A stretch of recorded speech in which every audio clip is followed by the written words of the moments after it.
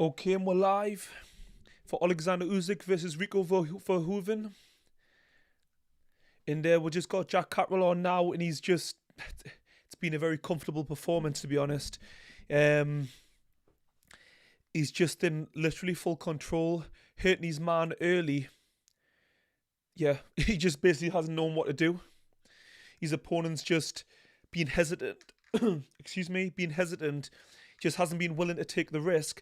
When you get hurt early, you've got another, you know, 11 to 12 rounds to go. You've got to have that confidence to just let your hands go. You can't sit and wait and just expect the opportunities just to present themselves. This is boxing. And Jack Catterall's just got that style where he sits on the back foot. And he's got such good timing and such good ability to judge the distance. It's just been so comfortable. I sometimes would like to see Jack go absolutely through the gears and really, take full control of the fight and give a bit more excitement for the fans, but he does what he does. It's as simple as that. He's very good at what he does. It's not like the most entertaining, like I say, but he makes very light work of it.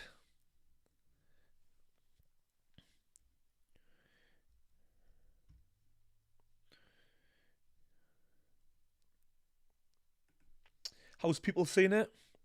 What's people's thoughts on the fight? Because, like I say, Jack's in full control. I would love to see him really go through the gears and just give that little bit of extra value, but he's handling business. It's as simple as that. He's very comfortable just sitting on that back foot, just weight on the back leg and just controlling things. Behind that jab, he's beautiful shots there. Yeah, Jack is underrated. I think. Well, I don't know if I would say he's underrated. People who know boxing know he's a very good technician, but because of his style, like I say, not being the most aggressive and really going through the gears, he knows how to manage a fight so well, and he does enough to win. That's his game.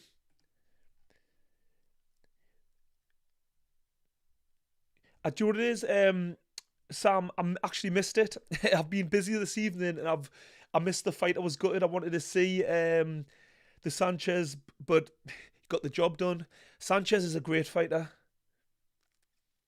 What round was the stoppage?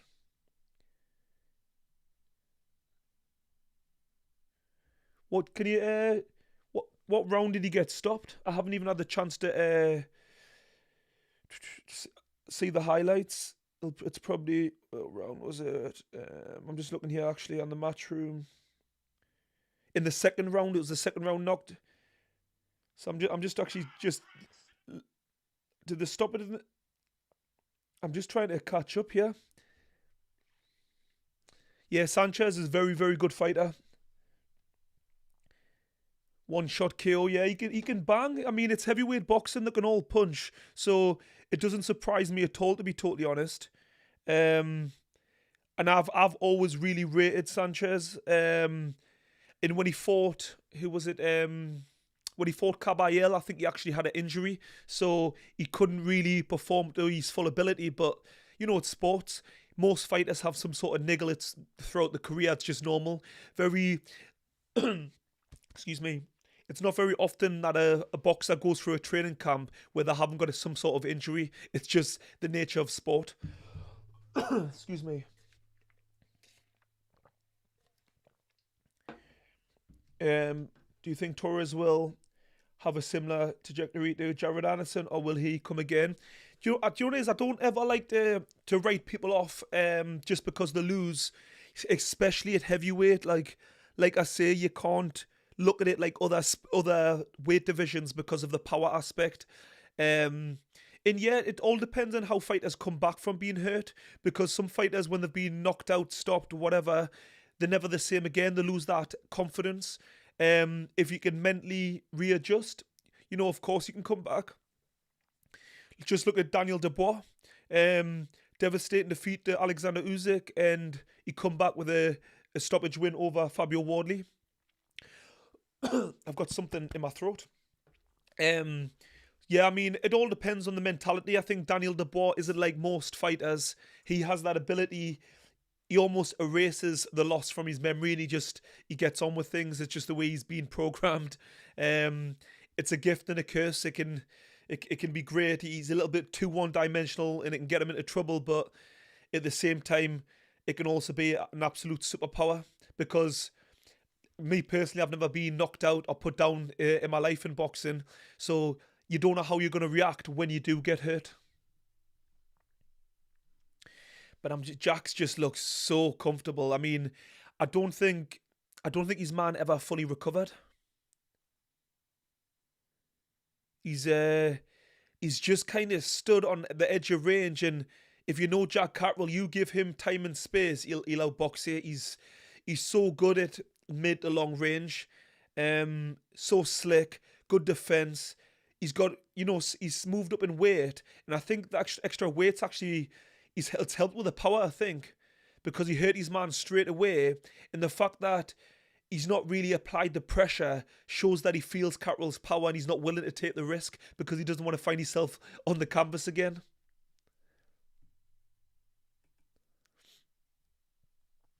Let me just trying to make this bigger so I can see.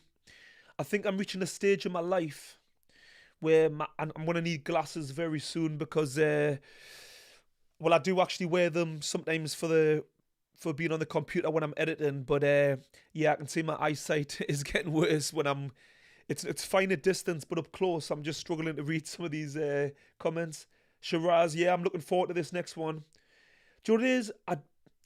I don't know much about his opponent, if I'm totally honest. I haven't watched loads of them. I'm looking forward to seeing this one. I've seen bits and pieces, but not enough to give a real clear prediction on this one. So I'm going to see how it unfolds, and I'll break it down as I see it. Sam Smith, Sanchez is now the IBF mandatory for Usyk too. Although I would think Catterall will be in front of Sanchez. I would think so, absolutely. I think even just the boxing world are desperate for that fight, so I'm pretty sure he'll be in line next. But I'm just trying to get through some of these comments.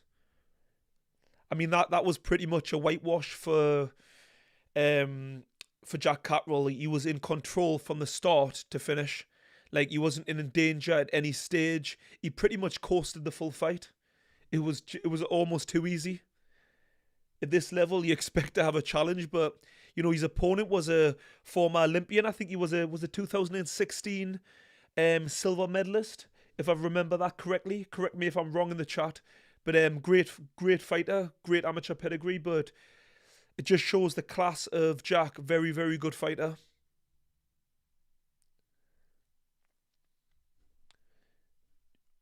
You can watch the fight you've got to watch the fight on DAZN. It's pay-per-view, unfortunately. So yeah. Get the rabbit out.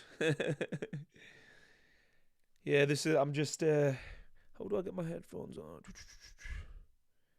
Desktop audio. Let's see if I wanted to try and hear.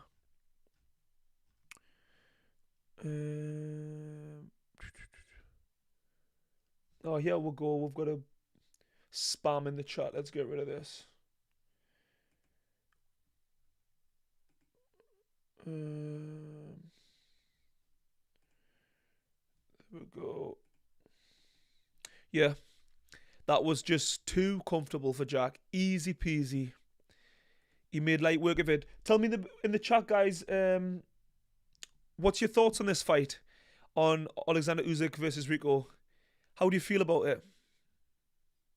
Because it's an interesting one. I don't really know how I fully feel about it, because it just is what it is. I think we've got to give Usyk a little bit of leeway, because, like I've said, if you've watched my my videos, I always say fight after fight he's fought the best.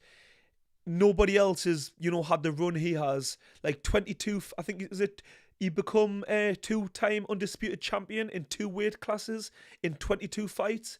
If you know boxing, that is amazing. Like, there's many fighters who have 20 fights and don't fight for a title yet. They're still gaining experience. But not Oleksandr Usyk. He's just built different. It's incredible, absolutely incredible what he's done. So yeah, you've got to give him props.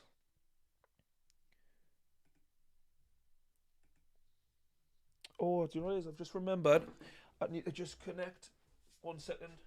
1 second.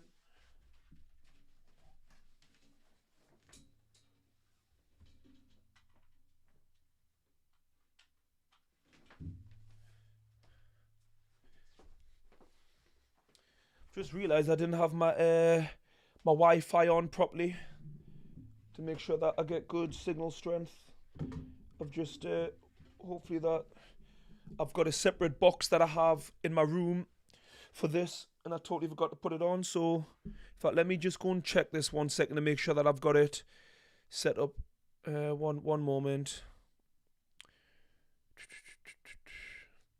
I will literally be back in 1 second. I need to just make sure that I've got that set up properly.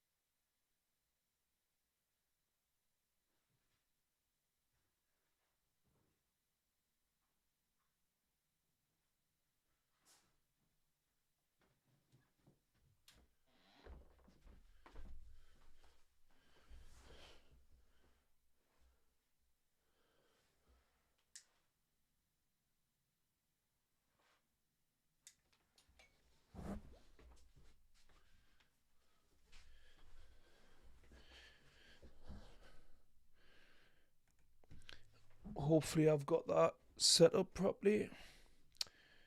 Let me just check. This is what happens when you haven't got a tech guy and you're doing everything yourself. You make a schoolboy error.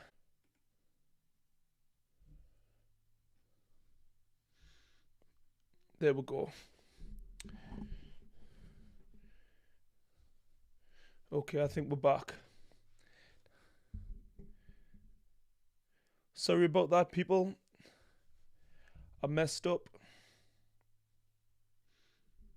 Let me know in the chat if that's let me know how that's looking now. Is it all clear your end? Yeah, I'm over the moon for Jack Catterall. I hope he gets back to world titleship level now and gets a challenge. What was this belt for? Was this belt actually...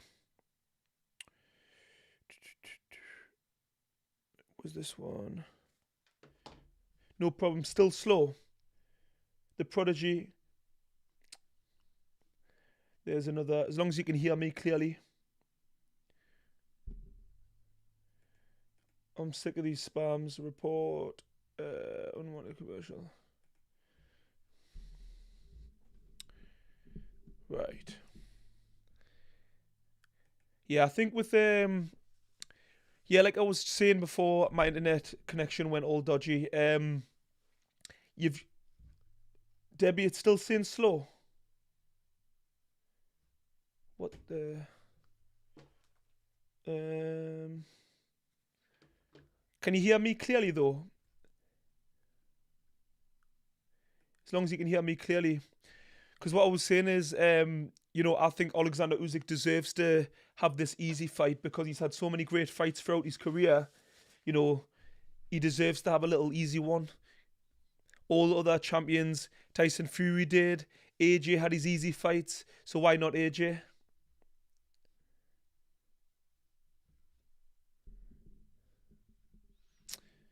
This is crazy.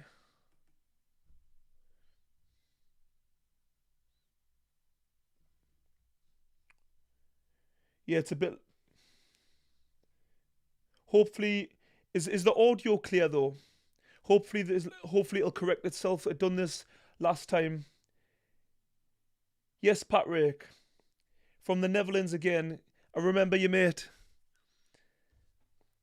Yeah, sorry about the audio though. Sorry, the stream for some reason's a bit laggy for some reason, but hopefully it'll correct itself in a bit. Let me know in the comments. I want to know people's exact predictions for the fight.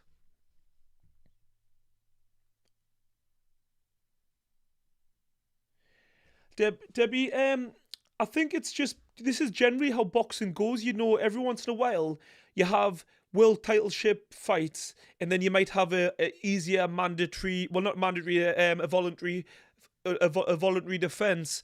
With Usyk, he's been fight after fight. It's been big fights, and at this stage in his career, yes, as a fan, I totally agree with you. He should be fighting the best.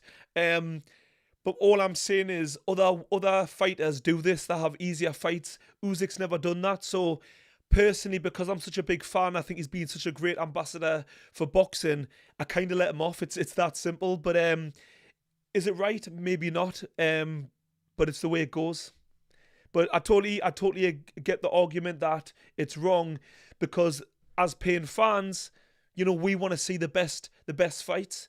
But what you do find is fighters are still tuning in to watch him. You know, he's on this amazing stage in Egypt.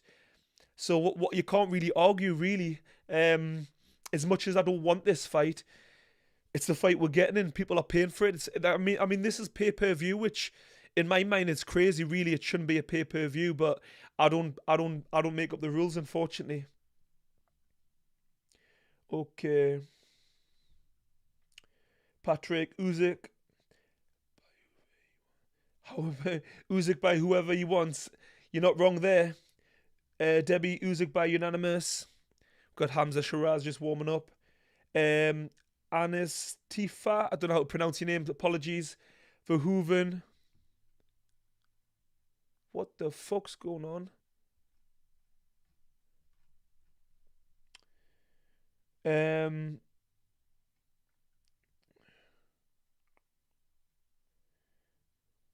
Sorry, Blake. We can't for copyright. I can't just put it on. It's not the way it works when I do these streams.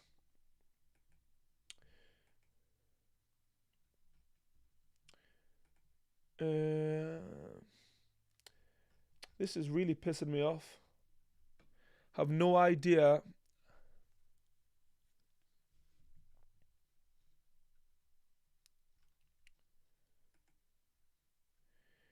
This is absolutely madness. Is anybody else? Let me know in the comment section. Have they got Virgin? Because we changed our internet because, well, to be honest, we had BT and it wasn't really working. The signal strength was crap. And now we've got Virgin and it's no better. I don't know if I've got issues in the area, but yeah, it's really, really bad. And it is pissing me off. Big time. Because I give my weekends up to do these live streams and then the signals is crap. Which is so frustrating. I'm trying to see all your comments and messages and they're not even showing up properly.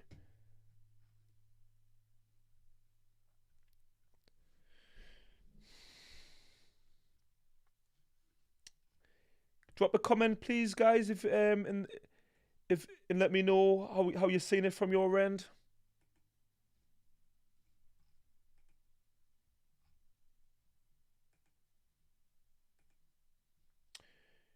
But yeah, boxing, you know, this month of boxing's been great. I think we've been, regardless of, you know, this fight this evening, people may not be loving it. We've still been very lucky this month. We've had some great fights. I think it's hard to top Daniel Dubois versus Fabio Wardley, despite it being not the most technical. It was still a very, very entertaining fight. I was literally on the edge of my seat for the full fight. It was actually uncomfortable to watch. The amount of punishment that Fabio Wardley was taking was just incredible. Like, that guy's got one hell of a chin.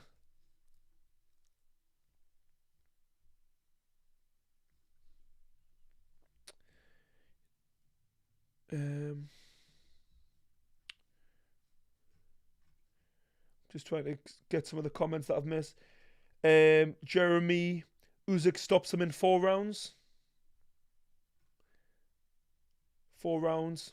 Yeah, I mean, if this was to go past 6 rounds, I'd be absolutely, my head would be blown just off that alone. Like I just can't see it going past 6 rounds. It's Debbie, it's good, Lawrence. Okay, thank you. As long as I sound good, it's good. It's got my head frazzled because I'm trying to talk to you guys and I'm looking at it's basically saying the internet quality is poor, which is so annoying because like I say I've just recently upgraded to Virgin and it's meant to be fast, super fast broadband and I'm having issues. The fight's likely going to be round about. Normally, I think about 11:15. I think it's meant to be scheduled, but it all depends on stoppages and things like that. How the fights go. We've got Hamza. He's a banger. So let's just see how that fight goes. Runner on the hill. Catterall, not my favourite fighter, but he was unbelievable tonight. This is it. He's a really, really good fighter. Technically, he's got everything. Good punch variety when he does let his hands go. Good balance. He's always kind of on that back foot, ready to pull the trigger at any time. And just his judgment at distance, it's beautiful. Like, it's boxing is about well, I suppose sport in general is about time and distance, but more so in boxing because if you get that distance wrong, you get hurt. If you get the distance wrong in football, you concede a goal. But boxing, it's totally different. Tim Van, all right, have a good night, man. Thank you, appreciate it. Sam, after that win, it'll be nice to see Catterall get another world title shot. As the WBA said that Rolly Romero has to fight the winner of tonight within 180 days. Within 180 days? That is madness. It should be a lot sooner than that. That's far too long, if that's correct. 180 days. Are you sure you've got that one right? Debbie, Lawrence, it's possible to start a boxing career at... Lawrence, is it possible to start a boxing career at 38 and then move professional? My goal is to fight 3 big money fights by 43. If you're only starting boxing at 38, I'm sorry, I don't think you're going to make it big money fights by 43. That would be one hell of an achievement if you did. But, I always say, if you've got goals, go for it. But to box for big money fights, it's highly unlikely. I'm just giving it real. But definitely go and have a fight. Go amateur, go unlicensed, whatever. Get yourself a white collar fight. Because I think it's great, boxing in general, for everybody to say they've had a go. I know boxing's not for everyone, but me being a boxing fan, I think especially for males, have one boxing match, just give it a go. Lace the gloves up. It doesn't have to be a high level, but have a go.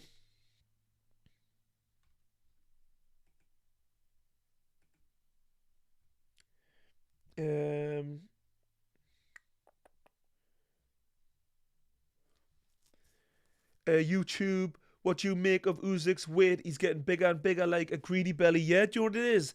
I can't lie, that shocked me because he's always been pretty consistent with his weight, but he's had a bit of time out. He's naturally getting older. He's no spring chicken, so that combined with the fact of having time out, it makes us think, has he took Rico lightly? But I just don't think so. It's not Usyk's mentality. He's an absolute warrior, very disciplined, lives the life, clean living. I think it might just be the fact is he's moved up to heavyweight and fight by fight. Naturally, he's grown muscle. He's gaining muscle. You're going to gain a little bit of weight. But we'll see. I think regardless, he'll be more than good enough to, to beat Rico regardless of the weight. When I say big money, 6 figures, well, I say go for it, but being honest, it's not happening. Oh, here we go, another spam in the chat. What a bunch of absolute useless. I don't even know where these spams come from. I mean, it'd be great. I'm just watching here, add in Tony Bellew, and I don't actually know the name of the other guy, But imagine being there in the arena. I've been very lucky to. I was in Vegas for Canelo Crawford. I've been to Saudi multiple times for the big events, but to be at the in Egypt in Gaza would have been unbelievable. With the Pain Game group, we're always hoping when these big events come, we might get the opportunity, but unfortunately, it didn't happen on this one. Forgetting the fact that it's just amazing to be, commentating on boxing with your mates, in these amazing venues. Yeah, with the pyramids behind, it's unreal. What about other boxing up and coming? What's people's thoughts on AJ? Coming back, he's looking in great shape. Just seeing him in the arena. I mean, he's a bit like Usyk in the sense of he lives the life, clean living. I was lucky enough to train alongside AJ, and he's an absolute athlete. Like, forgetting discipline, he was born to be an athlete, so physically gifted. But on top of that, he also lives the life. He was always the one in the gym putting in the extra work. First one in the gym, last one out. He's a great guy all round. I'm really hoping the fact that he's now training with Usyk, he's been in the same camp, just even forgetting technically, mentally being around someone like Oleksandr Usyk can only take you from strength to strength, because Usyk was one of the best ever to do it as an amateur and professional. He really is the full package. And I know AJ as well, Olympic gold medalist, but I think with AJ, not discredit him because he's an amazing athlete. But it was a lot to do with these physical attributes, whereas Oleksandr Usyk is an absolute. I don't think he's naturally gifted in the sense of like someone like AJ. I think he's one of them people. Yes, he's gifted to an extent, but he's not the fastest. He's not the strongest. He's not the biggest hitter. But he's learnt his craft so well. He's mastered it. It makes up for everything else. And of course, longest, but it helps. You've got people like I say, AJ. Let's think of people like Canelo, power. You've got guys back in the day like Amir Khan had a rapid hand, speed. People generally in sports have a superpower. With Oleksandr Usyk, in my opinion, it's all about the way he's mastered his craft, the discipline over the years. He's an unbelievable fighter. It's actually, I think it's more impressive when someone's put the hours in and mastered the craft to become an absolute master versus somebody who is just physically gifted. Because if you think of fighters back in the past, like Roy Jones, yes, I mean, I'm not discrediting these guys because they clearly work so hard, but I also think they were just so physically gifted. They stood out. They didn't have to work as hard as guys who are less talented in terms of physical gifts. So I know I sound like I'm discrediting them, but I don't mean it in that way. I hope you get what I'm trying to say.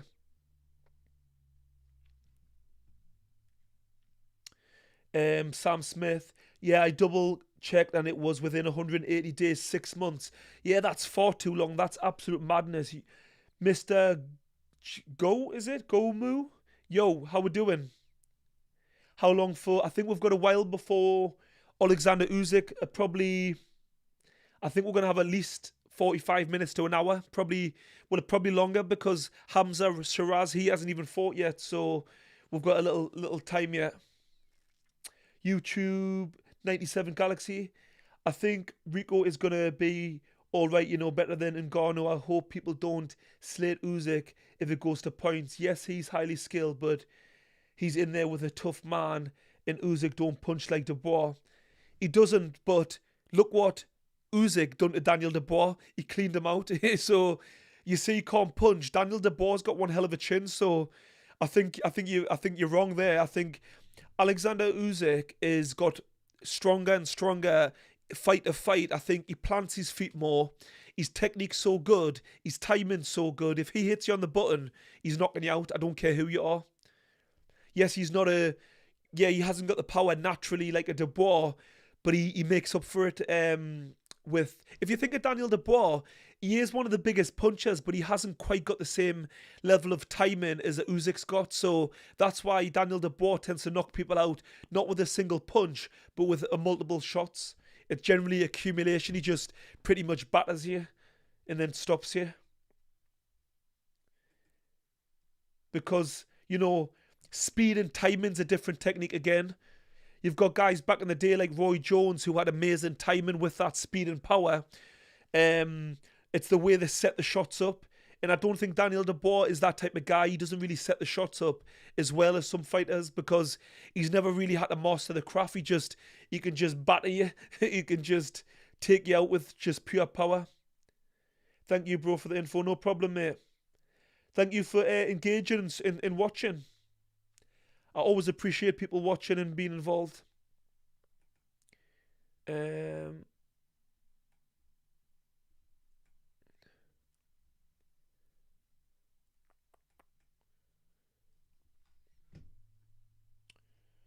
Let me just... How do you pronounce his name? Begic? I'm not too sure how to pronounce his name properly. Let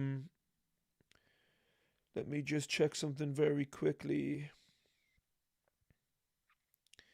Yeah, I mean, Hamza, I do love him. I love his style. He's like a very cool assassin, the way he fights. Very good, solid basics, Hamza. I do love it. I'm a big fan. I'm not sure if I'm going to be fighting again, to be honest, because the opportunities weren't coming, and unfortunately, I couldn't afford to really, be hanging around while opportunities weren't coming my way. So I kind of had to look at going a different direction, essentially. As much as it pained me, it's just the way things went. Unfortunately, my career didn't quite go the way I wanted in boxing, in pro boxing anyway. I mean, don't get me wrong, I had a great career, as an amateur especially. But yeah, I've got no regrets in that respect. No regrets at all. Let me just see if I play sound through. I'm just trying to see if I can. Oh, there we go. Alright, I'm just seeing if I can see on the DAZN, if I can just check where things are up to. And then I'll be the...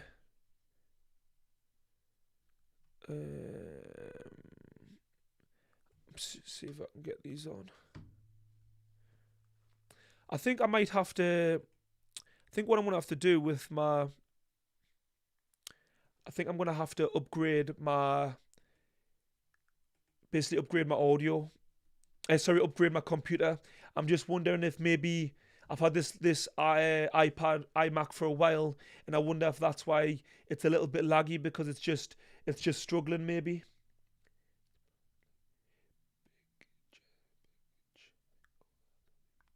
Oh, thank you, Sam Smith. Beg itch.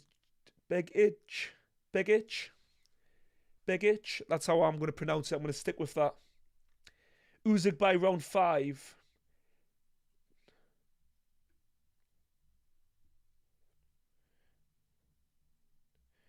YouTube 97. I'd rather watch Usyk's talent than over 12 rounds and 1 knockout. I don't mind a Usyk knockout in second half though. Yeah, absolutely. I would love to see him get. I would love to see a knockout, to be totally honest. Because I think it's bad for boxing if he doesn't dispatch of him. So that's what I'm hoping for. I think anything less isn't good enough, to be totally honest. I really want to see him. I just think you can't be an elite level. You can't be an elite level boxer, Olympic gold medalist, and professional undisputed in 2 weight classes, and go the distance with a kickboxer. I'm sorry, but I just don't think that's acceptable. That's just the way I see it. I really do. And that's not nothing on Usyk. I would expect that in any guy. I think even if you're a decent professional boxer, you should be able to beat a kickboxer. I just think that's the way it should go. If you disagree, fair enough, but that's really is the way I see it. I think it's the way it should go. Is that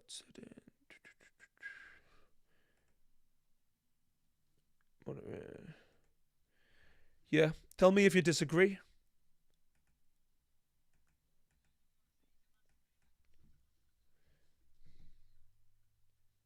Yeah, Shiraz is just in the ring now. He's just in.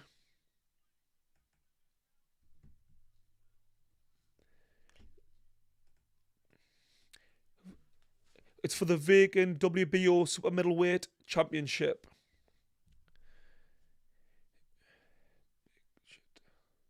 I really hope this is a good fight because Catterall just made the last fight too easy. It lacked a little bit of entertainment. 39, no spring chicken. Yeah, you're using my words there, run on the hill. Yeah, he certainly isn't a spring chicken. 39, but I mean, if he lives the life, if he's anything like Usyk, let's just see.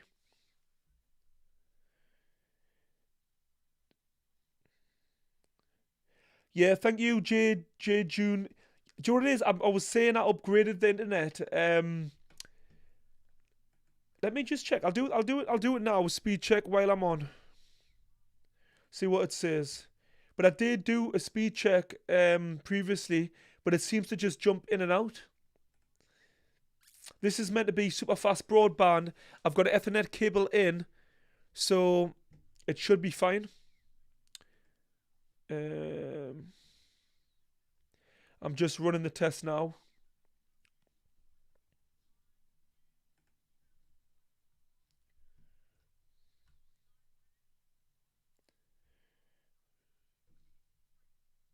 Yeah, thank you. I really appreciate it. I've closed all the apps, but for some reason, it's not great.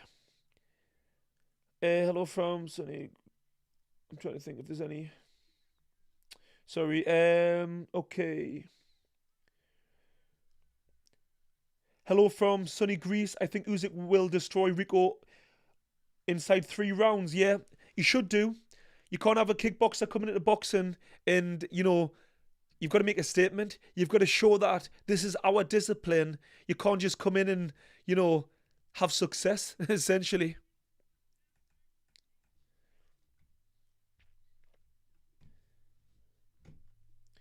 Sensei Lawrence, if Rico has a chin and it goes the distance, I don't mind. Just means we have another player in the heavyweight division.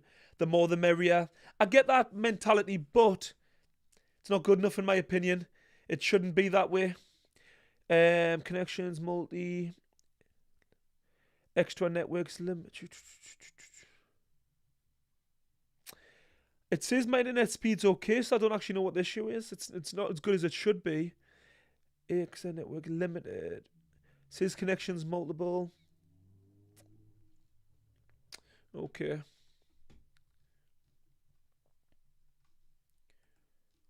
Hopefully it sorts itself out. Okay, Hamza's just about to start. Yeah, Sensei Lawrence, I'm sorry, it shouldn't go that way. There should be a statement made. Anything less, in my opinion, is not good enough. Okay, let's go. It's just starting here.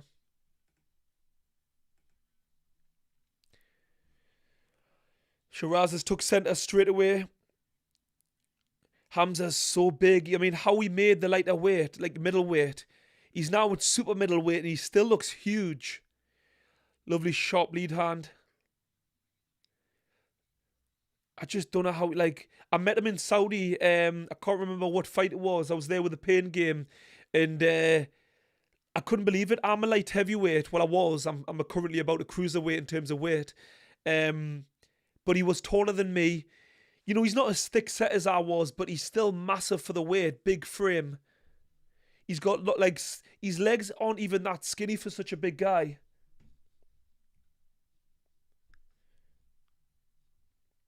I've just closed the speed down. I can't remember what it said there, June. Good morning, Kobe. I'm a fan watching in New Zealand. Thank you. Appreciate it. We've just got Hamza on right now. Bedjet. I don't know if I pronounce his name right, but that's how I'm pronouncing it. But Hamza's on the front foot, dominating behind the lead hand. Double jab, left hook. I think this is going to be easy night's work. He's 39 years of age, his opponent, so this should be a comfortable win from what I'm witnessing. It's only round one, but this guy's not really offering anything. Oh, left hook there, round high on the top of the head there from Hamza. Just knocked his guy off balance.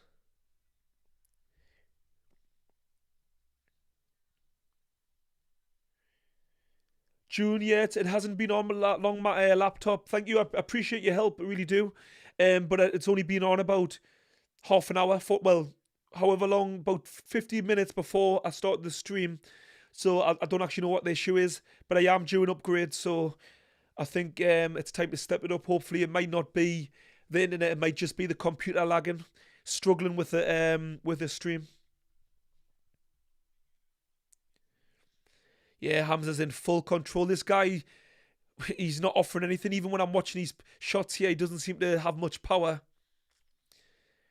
Nothing's really bothering Hamza here. Oh, beautiful uppercuts and left hooks from Hamza there. Daniel here on TikTok. I'm from the northeast. Yes, I am. America. Hey, Lawrence. Love your content. Hope you're good. Thank you, mate. Appreciate it. Sorry for the lag on the stream, but having issues here.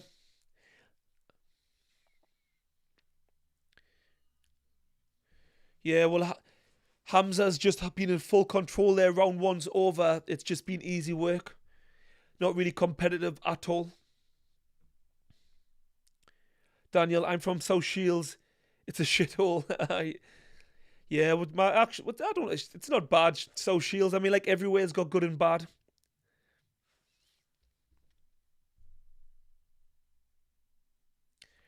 James here on TikTok. Jack Catterall was great. He performed well. It was a bit one-paced. You know, he does enough to win. He doesn't really go through the gears like I would like. But he's just so good at what he does. Managing the distance, controlling the range. He's just so good at what he does. He lacks a little bit of extra excitement for me. I would like to see him just take more risks. You know, put his man away, really go for it. But he just doesn't do that. It's textbook. He doesn't really appeal to the casual fans because he doesn't do enough, in my opinion. It's as simple as that. Yes, he's got stoppages on his record, but he's so good, I just want more. It's like it's almost as a fan, you get greedy because they're in a sport that's extremely dangerous. It's an elite level that he's at, but we want to see blood and guts as boxing fans. It's simple as that. Hamza's in full control, centre of the ring. He's got zero threat here. That jab is like a piston. Beautiful uppercuts and left hooks again. Sends his man on the back foot. Oh, triple left hook. And a fourth one. Threw three off the belt. It will remind me of a Roy Jones style hook. Oh, uppercut left hook. So much punch variety. Oh, this isn't going to go long. This is going to be over in a couple of rounds by the way things are going. Bedjit just... I don't think he's got the power to really trouble Hamza. Hamza's just zero respect for what's coming back. Head and body walking him down. Not really no head movement, just high guard, just walking his man down. And I know as a fighter myself, sometimes when you've got a guy in front of you who you don't respect, they haven't got much power, you just comfortably walk forward because you don't need to waste energy bobbing and weaving, using your feet. It looks like child's play though, this. Oh, double left hook, then a right hook. Oh, big one. The ref's looking closely. Yeah, this guy doesn't want to be in there. This is over. I guarantee you in the next 10 seconds, this fight's over. There's nothing coming back at all. Hamza's just took a step back. We might get another minute. This guy doesn't want to know. He's running on the back foot. Hamza. Oh, beautiful left hook. Yeah, this is like target practice. I don't read it. Oh.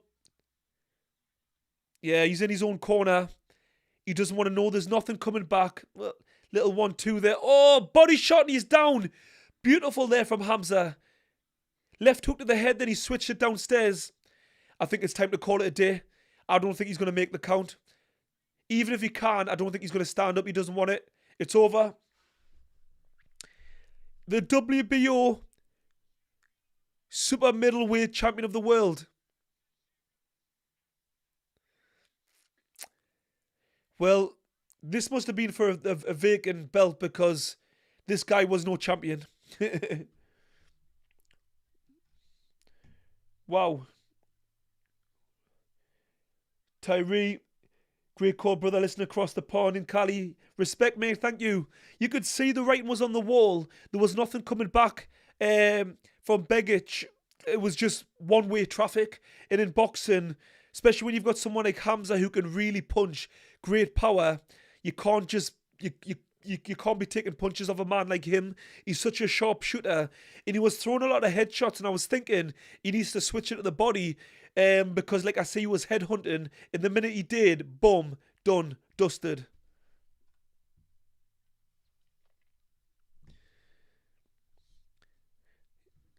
Yeah, that guy was nowhere near the level. Like, he shouldn't have been in there with Hamza. That was like, there's levels to this game. And in my opinion, Hamza is a bit like, I'm not going to put him in Oleksandr Usyk's, in the same sentence, but he's one of those very disciplined guys who live the life, great fundamentals, puts in the work, very respectful, absolute gentleman. He's another guy who's great to carry boxing, be an ambassador. And he is an ambassador for Riyadh Season Boxing, and for good reason. I love watching him fight. And do you know what he's got? Like someone like Jack Catterall lacks, he's got that spite. When he hurts you, he wants to put you away. Jack Catterall he doesn't always let his hands go. Unfortunately, I can't show the fight. You get copyright. There's a reason why you've got to pay for the fight. It's pay-per-view. And you've got to have a subscription with DAZN. It's just the way YouTube works, unfortunately.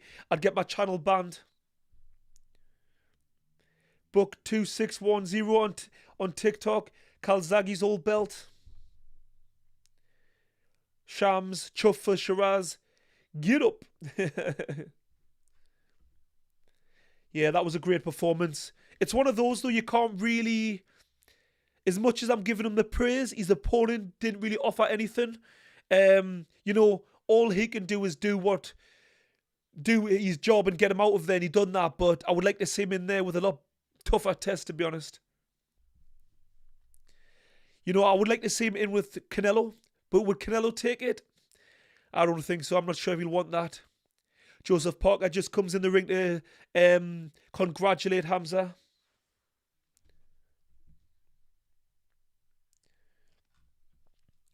Who would you like to see? Let me know in the chat. Who would you like to see Hamza in with next? Alex just in here on TikTok. 10:50 ring walk estimated, supposedly. Thank you for that bit of information. Appreciate it. So we've got quite a bit of time if that is the case. Yeah, when I'm looking at his opponent here, he just looks deflated. I mean, he's just been smashed to pieces in one-way traffic. He shouldn't have been in there. I mean, Hamza, I do feel like this WBO belt is just being handed, but this is boxing. Sometimes you have a division where there's no champion there. Belts get relinquished and they're up for grabs, and he's been very well managed and promoted, and he's now world champion. I'm over the moon for him. The more belts in this part of the pond, the better. I always say, considering Great Britain is such a small island, like, we do so well in boxing. If you think of like comparison to America, it's huge. Yet boxing's kind of ruling. Great Britain is ruling boxing, really.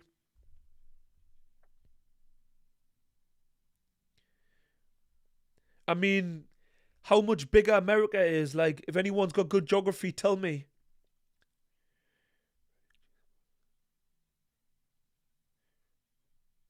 Yeah. Over Done and dusted. I'm just listening to Hamza out, seeing what he's got to say.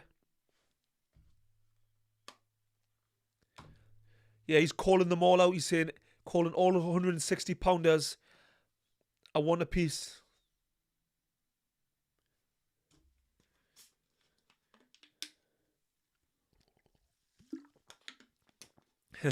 He's saying Arsenal set the tone.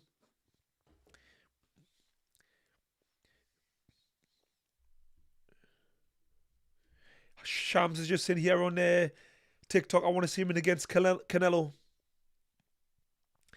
Andy D, I'm not currently active in boxing. I'm not too sure if I'm going to be boxing again because unfortunately I wasn't getting opportunities and I've had to put my efforts elsewhere and I can't afford really right now to get back in the gym full time. I've got 3 children and boxing wasn't paying the bills for me, so I couldn't really dedicate the time necessary.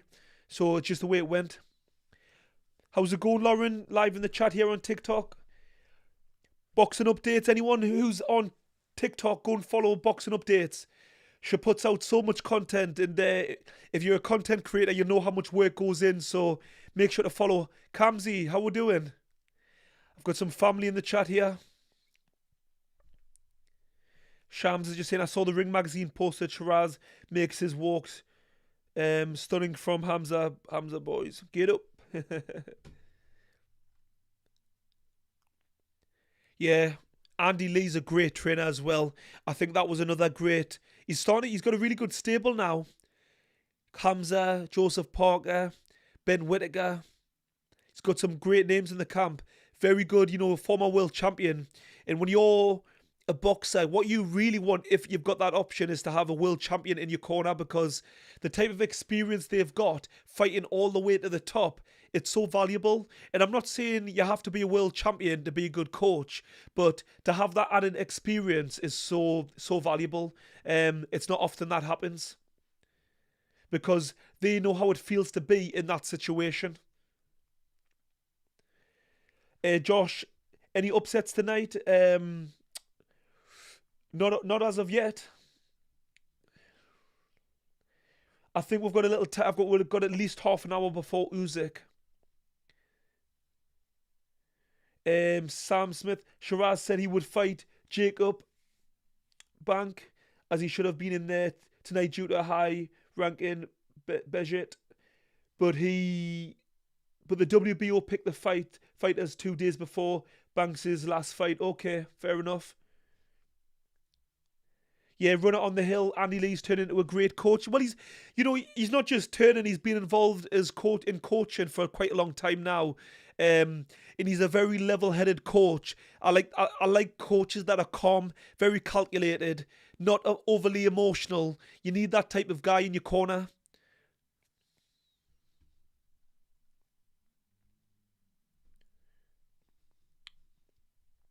If anyone would like to donate to the channel, it would be much appreciated.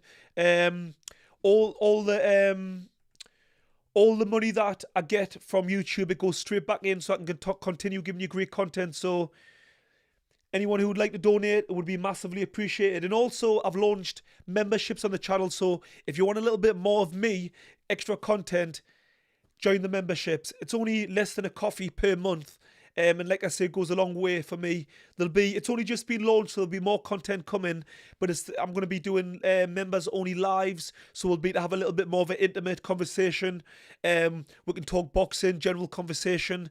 And like I say, if you join the memberships, you'll be to help me, grow my YouTube channel and also decide what sort of content memberships they'll have.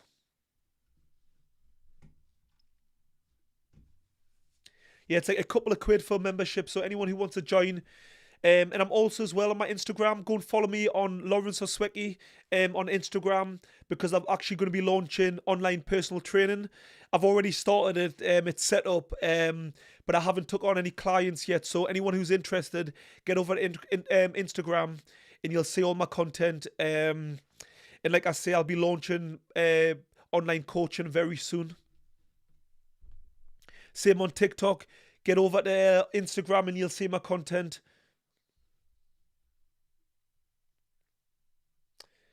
Yeah, that was far too easy in my opinion for Hamza. I really want to see him in a more competitive fight.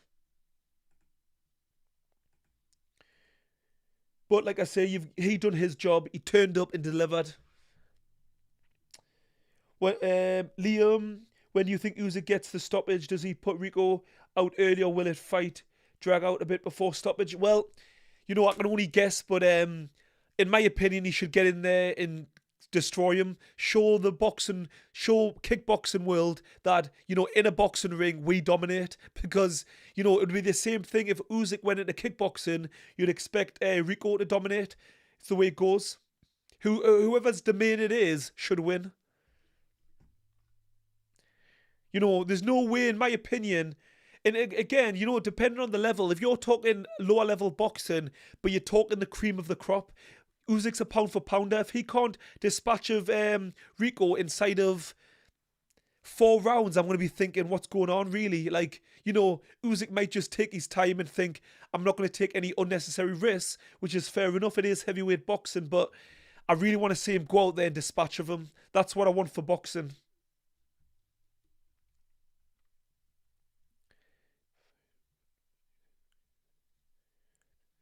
YouTube 97. A fight I wouldn't mind seeing is Fury versus Hrgovic. I think that style will gel. I think Hrgovic is such a tough guy. I think I'd like to see him in with all the top guys. Like, he's so durable. I know he got stopped off Daniel Dubois, but the bombs he took before he got stopped, and he only actually got stopped by a cut. He was never really wobbled or put down. So the guy's so tough. I would like to see him in with Caballel, AJ, Fury, Usyk, Sanchez.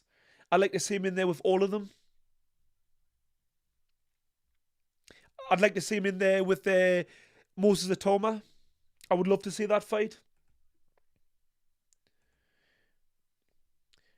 But unfortunately with boxing, you've always got the politics, and I don't know how it's going to work because Hrgovic, stylistically, sometimes hasn't always been the best. And I feel like I've said that a few times tonight, talking about Jack Catterall, talking about Filip Hrgovic. And it's just the fact, if you're not super entertaining, or you don't have a massive fan base and sell tickets, you don't always get the opportunities. It's just the way boxing goes. A runner on the hill says, Spencer Brown said they want Canelo. Better hurry up. Yeah. I think, Canelo's going to be very careful about who he picks at this stage in his career. Does he want a young, hungry lion like Hamza? And don't get me wrong, Canelo's hard as nails, despite him being past his best. It would be a huge test for Hamza, but let's see. I'm just quickly listening there to Tony Bellew saying, Hamza, the headshots that Begjit was taking, he was hurt, but he was taking them. The minute he switched to the body, game over, because I know myself as a fighter, headshots are bad, but body shots, if you get caught properly, it's absolutely debilitating, horrible. I've never been dropped off a body shot, but I've been hit with body shots where I've thought, if that was any harder, or, I was to land that again, I'd be in danger.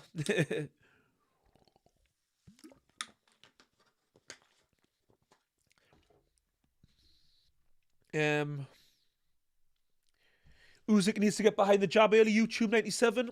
I think Usyk should be able to do what the hell he wants. Like, I think he's that good. If he wants to go on the back foot and jab and move, if he wants to walk him down and batter him, I think he's capable of whatever. I really do. Like, I don't think that's what Usyk will do straight away. We could be wrong. But I think he'll be, but saying that, when Usyk wanted to make a statement against Daniel Dubois when he'd been disrespectful, he'd been saying he was a cheater and all the rest of it. He went out there to really hurt Daniel Dubois early. He was holding his feet, planting his feet, and we'll see what happens. So, you never know. I mean, I keep looking at the venue here, like, it's absolutely unbelievable. What a stadium. Let me see. Let me catch up. Liam, very much agree. Much like when McGregor fought Mayweather and it went 10 rounds, was a bit of a stain on boxing. Yeah, I mean, Yeah, I wanted to see it, and I wanted Mayweather to go out there and just end it, but Mayweather's done that. The back end of his career, he was very much very sensible, defense first. Um, but yeah, you no way should you get a kickboxer or an MMA guy coming into boxing and going the distance. In my opinion, it shouldn't happen. Not against the elite, not at all. And even more so at heavyweight because of the power aspect. Get them out of there. Crystal Evening, looking forward to it. Yes, can't wait. Crystal Vision UK. Sam Smith, Hergovich is heavily rumoured for Tama as next opponent in August. Yeah, I seen that. I seen after the fight against Hergovich's last fight. I did see that. Yeah, unfortunately, Dave Allen. I love Dave Allen. When I was on GB, he used to come for spawn with the likes of AJ, Joe Joyce, and in Fraser Clark, and tough, hard as nails. But he was always out of shape, and I was really hoping that he could put on a good performance against Hergovich.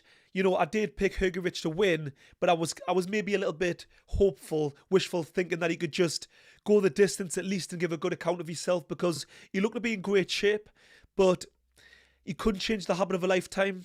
You know, he's been a sparring partner for so many great champions, but being a sparring partner is very different to actually competing and actually being the what's the word I'm looking for? The dominant guy in the ring, you know, because when you go in as a sparring partner 9 times out of 10, you're brought in to do a specific job, to essentially give a fighter rounds and maybe adopt a certain style. You're not really in there to win. And yes, you know, sparring can be competitive, but the guys that he was sparring with were like world champions. So he was probably giving them rounds, but was he winning rounds? I don't think so. And you get into that sparring partner mentality where you're just surviving, being defensive, trying to not get hurt. And unfortunately for Dave Allen, when he fought the likes of Johnny Fisher at the lower level, you know, he was more than good enough. But at the elite level, it's not good enough, unfortunately. And the fact is, Hergovich is an elite fighter.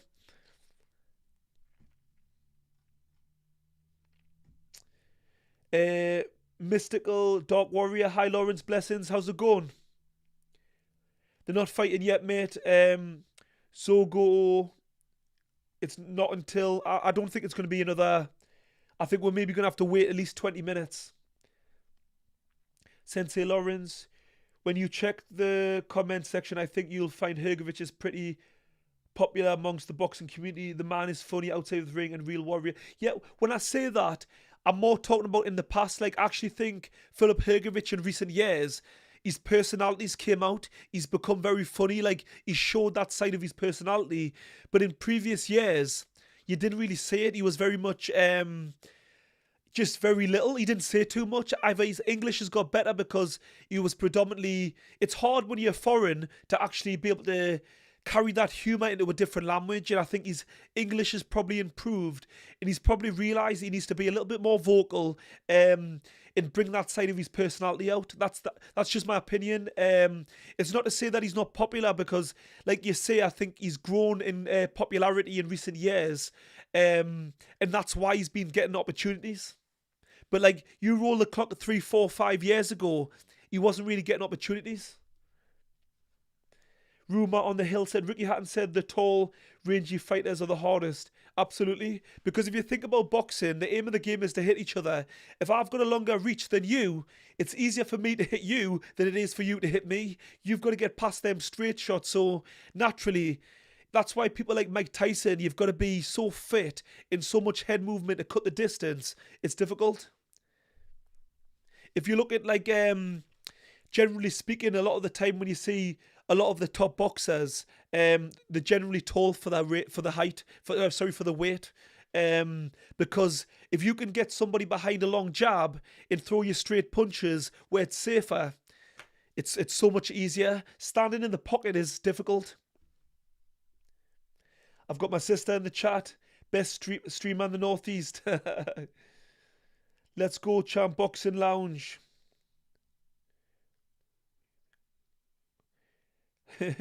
How YouTube 97, how long do we think the little rabbit comes out?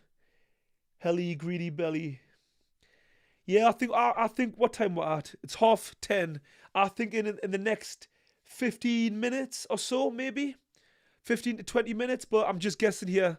Um, I think the original expected ring walk was round about quarter to 10 to 11. But things change. It just depends.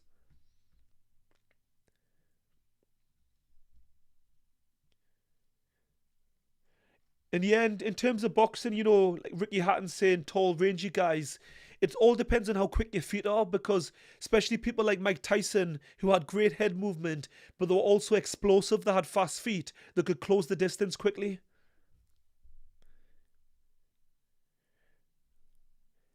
Jaya here on TikTok's. The fight's hopefully in about 15 minutes, I'm guessing, because the ring walk was meant to be 10 to, mate. Um, I really hope if Alexander does do his job in dispatch of Rico, that it's Caballel next. I really think he deserves the opportunity.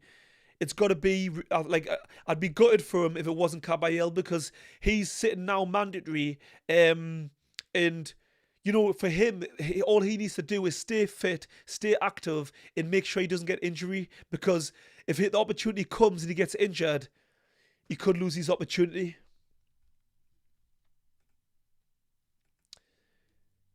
In the fight that we all want to see, well, I think I'm not alone. AJ versus Tyson Fury. I can't wait for that fight to happen. Hopefully, I think they're going to have a fight each and then they're going to meet each other. Like, that fight's got to happen. For me personally, it's like, it's the fight that I just really need to see. Like, um, if it doesn't happen, it would be an absolute travesty because it is boxing, like injuries, and you just don't know what could happen.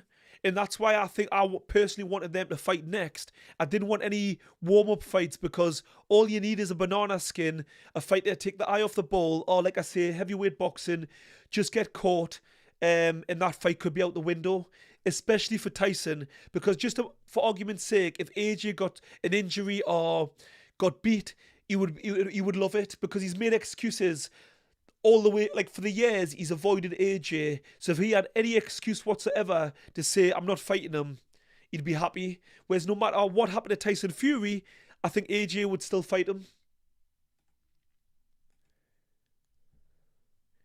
Because I've always said stylistically that AJ is all wrong for Tyson. Some people might disagree, but I think, AJ hasn't been in his best in recent years. But after him losing, unfortunately, his friends, he'd be more driven and motivated than ever because he wants to carry on their legacy because they were part of his stable. They weren't just his friends, they were like family. And they also, like I say, were part of him being successful. So, as a fighter, you take every bit of motivation on board, because the minute AJ decided he was going to continue, all of that good, bad, negative, whatever it is, you've got to use it as fuel. And I've just got a feeling that AJ will be more. I think he'll be more aggressive and more more killer instincts than ever. I really do. And there's elements where I am a massive boxing fan. Sorry, a massive fan of AJ because I come through the amateurs with him, so I've got that little bit of a soft spot. So I'm a little bit biased, but I really think this time round we're going to see the best version of AJ. And the fact that he now trains in the Usyk camp can only be a good thing. People always make me laugh in the chat. When does the fight start? I don't work for the zone. I don't run the event. I'm watching it exactly the same as you. So, go. Everyone's got Google. Go and check. I think people think I've got some sort of inside knowledge, but no. I'm just watching it at home, giving you the commentary. I don't know when the fight's going to start. It's only the guys here on the zone that have got the radio of what's going on in the back. We live in an era of YouTube and people just can't check themselves. We live in an era of fast information. If we can make someone else do it, great.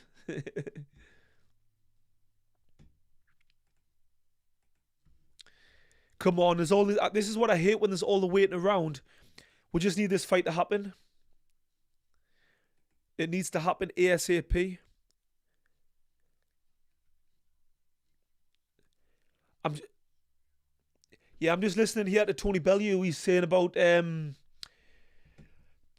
style and the technique that kickboxers adopt. Because of the kicks, they've got to stand a little bit more square on, and they don't tend to put the weight onto the front foot because of the kicks.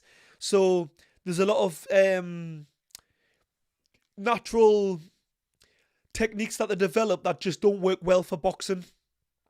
Even the fact that they don't move their head because they can't. If you're bobbing and weaving, you're going to walk onto a kick. So it's just a different style. Sam Smith, they clearly think you've got Turkey on speed dial to find out when he starts. Exactly. I mean, I'm just watching the boxing, so I've got no inside knowledge of what's going on. I work for me.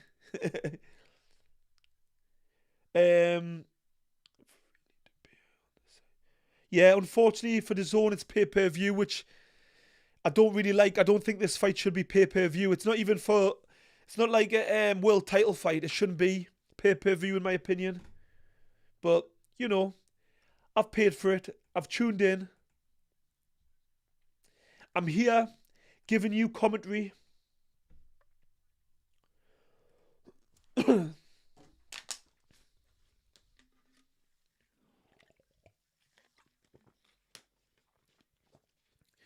They're just saying Jason Statham was the one who kind of initiated this fight.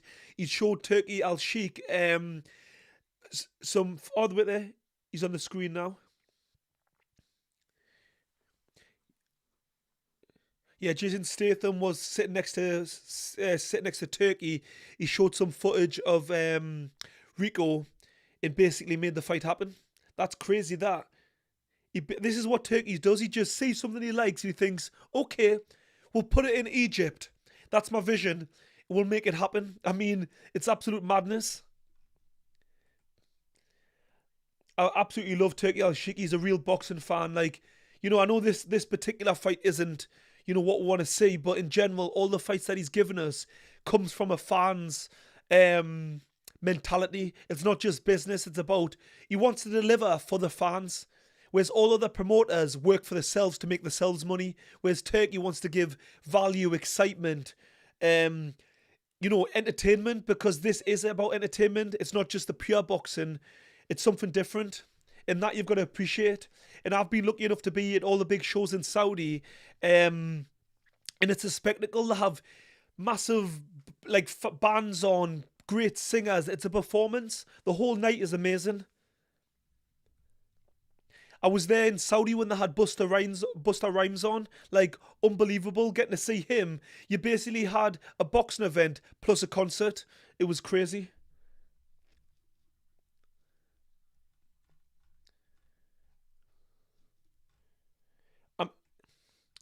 It's interesting. Turkey, Tony Bellew saying that Rico has more than a puncher's chance because of the height and reach. I think he's just covering his own tracks, or the fact that he works for the zone. He's trying to be diplomatic, because if he turns around and says this fight's a joke, it's going to be one-sided. It's not very good. This is the difference between what I do here on YouTube and also the pain game. We tell it the way it is. We don't sugarcoat anything. If we want to say this fight's a load of shit or that fight is crap, we just say it. We don't have to pussyfoot around what we say.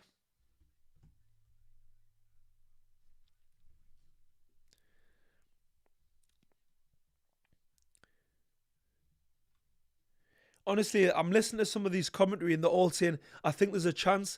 I know they're bigging the fight up, but I mean, maybe I'm wrong. Maybe when this fight happens, I'm going to see something different, because I did, if anyone watched my video earlier in the week, my prediction video, I did say that he's not new to boxing, Rico. He's been a sparring partner for Tyson Fury for the Klitschko fight, so he definitely knows his way around a boxing ring. And regardless of the fact that kickboxing, there's still punch, so there's still timing, ring experience. He's not a complete novice, but it's still elite level boxing, and he shouldn't be able to compete. I think what we'll find out very quickly in the first round, the approach that Usyk takes. If he goes to go on the back foot and kind of takes his time, then maybe. But let's say if Rico comes out and really lets his hands go. Because a lot of people try to box Oleksandr Usyk and it's the wrong thing to do. He's an absolute master. You need to go at him and fight him. AJ done it, Tyson Fury done it, Daniel Dubois kind of done it. They tried to box him. You can't do that. You can't outbox the master. Go out there and be dirty. Hit anything you can. Hit arms, hit shoulders, hit round the hips. Be dirty. Pull every trick in the book. That's what you've got to do. You've got to remember boxing is the hurt business, and you can break the rules. Until the referee intervenes, do what you've got to do. And if you know boxing and you've been a fighter, you do exactly what you've got to do. Don't get me wrong. I'm not saying go to the boxing ring with a hammer in your in your pocket, but I just mean in the sense of use the dark arts in boxing. It reminds me of my guy KG on the Pain Game. He always talks about the dark arts, but it's so true. Like, that's part of boxing, the inside work, little tricks, maneuvering your opponent, pulling arms, leaning on them, using your head. If you look in boxing history, Evander Holyfield, Bernard Hopkins does it, Daniel Dubois does it. He comes in low with his head. I'm not saying put the nut on him, but when you've got someone, leaning the head in your face, it's uncomfortable. So do them sort of dirty tricks. As long as you're not being obvious in doing this, you can get away with it. Sam Smith. Yeah, Carl Froch said that's why he started his own channel, so he didn't have to sugarcoat one-sided fights just for the broadcaster's benefit. Yeah. Well, he's a great talker as well, Carl Froch. Very good on camera. Very knowledgeable. I used to spar with Carl Froch on GB. Very tough fighter. I was a light heavyweight. He's obviously was a super middleweight, but he was way more experienced than me at the time. He had an amazing career. But he could really punch. His time and his distance. He was one of those fighters when you watch him on the bag, on the pads, he doesn't look that special. But when you're in there with him, different ball game. But yeah, Carl doesn't mix his words up, so it didn't surprise me that he went down a different route. And he's absolutely flourished on YouTube. His channel gets amazing views. I wouldn't mind being a few 100,000 views behind him because his channel does really well. But obviously he's got that. He's a former world champion, so he's got that belt round his waist to give him that credibility.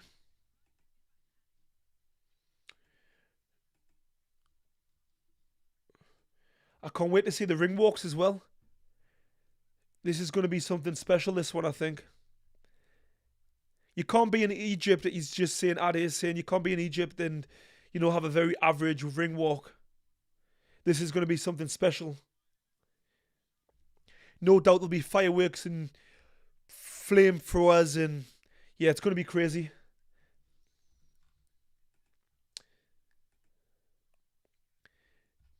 And the thing that Oleksandr Usyk does so well, and, Tony Bellew will tell you here on DAZN, it's the way that Usyk feints and applies the front foot pressure. He drains you, because Tony Bellew was actually doing really well in the fight. I think going into the round he got stopped, I think he might have been up on the scorecards, but because Tony Bellew is actually a very good fighter in terms of his ring craft. He's not just a banger. Very good technician, old school fighter. He's got all the tricks in the book. And he was, like I say, actually outboxing Usyk in moments. And yeah, I think he surprised Usyk. But while he's making you work, he's draining your tank. So you might feel like you're getting success, but he's draining you. That constant pressure, the feinting, mixing it up head and body, changing the angles. He mentally drains you. Eddie's Football Waffle. Big up, Lawrence. Dropping a like and listening. Thank you, mate. Appreciate it. Please, what is your expectation for the Usyk versus kickboxing? Yeah, I've been saying, there's no way that Rico should be able to compete with Usyk. Two-weight undisputed, Olympic gold medalist. It should be a walk in the park. I'm sorry, but it's true. Like, I've sparred many kickboxers and, I deal with them. It's simple as that. But if I went into kickboxing, again, it would be a different ball game. It's a different sport. Yes, there's still punch, but the level of skill in terms of just punching alone, it's worlds apart. And it's got to be worlds apart because there's kicking involved in kickboxing. You can't spend 100% of your time on boxing. It's 50% at best that you're going to spend. So that's not me putting Rico Verhoeven down. It's just spitting facts. It's like what if I just pressed there? It's the same if a footballer's going to try and play basketball. Even sports that are similar-ish, it's not the same. Like, you could compare basketball to netball. It's different. The rules are different. The way you approach the game is different. Yes, it's still a ball, but it's a different game.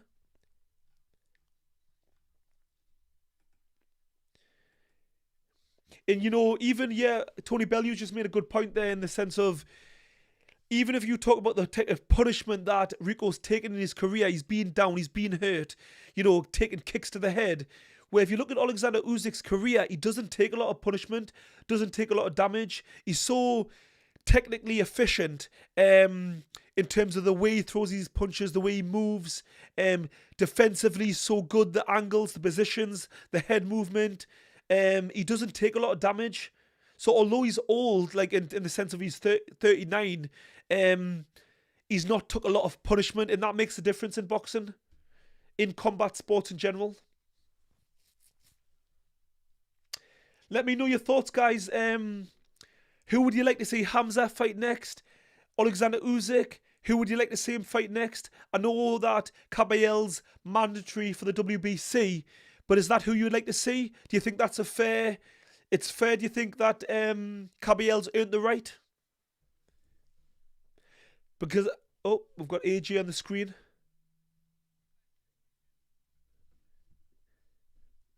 They're just talking about predictions. Yeah, I mean,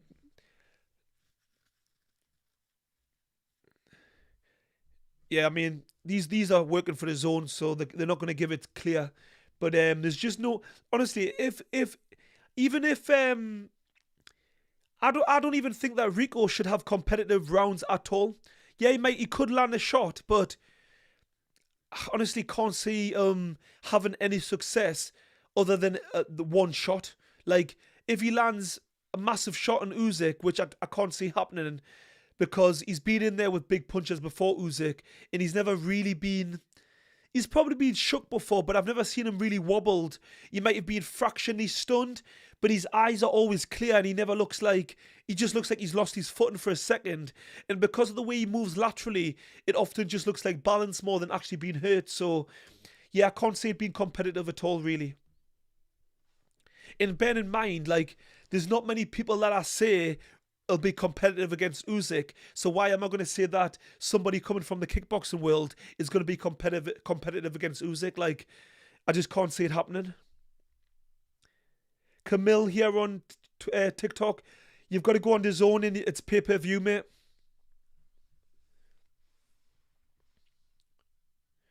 Let me just catch up. Eddie's football, yeah, love how Usyk grows into fights. Engine, yeah, it's crazy. He gets better as the fight goes on. David Gray, so what would your weight division be right now? I'm a cruiserweight now. I'm weighing about nearly 15 stone. So, and I'm in shape. Because I've not been boxing active, I've gained muscle because I lift weights now. And yeah, I used to be light heavyweight, but I'm way past it now. I don't think I would, even if I got back actively competing in boxing, I don't think I'd ever see light heavyweight again. I think it would be a massive struggle. Sam Smith, yeah, Bellew was up on the scorecards and drawn on one when he got stopped. Usyk just knew that he was draining him so much mentally, and that was it going to tell you eventually. Mentally, that was going to tell eventually, yeah. Well, what he does is, The mistake as well that Tony Bellew was doing, he likes a bit of a Philly shell style, and he has his lead hand like this in front, but you've got to have it in the side of your face, because against a southpaw, it's okay against an orthodox fighter catching the jab here than catching the hook. But when you've got a southpaw where their backhand, the power shot is coming from that side, you've got to glue it here. Because what Usyk kept doing is straight backhands, straight backhands, straight backhands. So Bellew was comfortable here. Then all of a sudden, Usyk just switched it around the corner. Boom, caught him clean. Like, if you watch Usyk fight, he does it all the time against orthodox fighter. If you've seen against Tyson Fury, when he bounced them all over the ring, exactly the same. Straight backhand, straight backhand. Then he mixed it up, round the corner, bang, caught Tyson Fury off guard. So a lesson to any boxers watching, when you're sparring a southpaw, my advice is worth doing. I've been around the game for like nearly 20 years, mixed it with the best. Even as an amateur, I boxed one of the best southpaws at the time, and he won the silver at the 2012 Olympics. Great fighter. You've got to glue your right hand on the side of your face, because you don't want to be blocking like this. You're much better off keeping it here, and when the straight backhand comes, turning or slipping, don't start reaching out, because if you mix it up and it goes around the corner, you end up on the canvas. Big mistake. The fight should be happening any minute. I think the ring walk's going to be happening very, very soon. Let me catch up on some of these comments.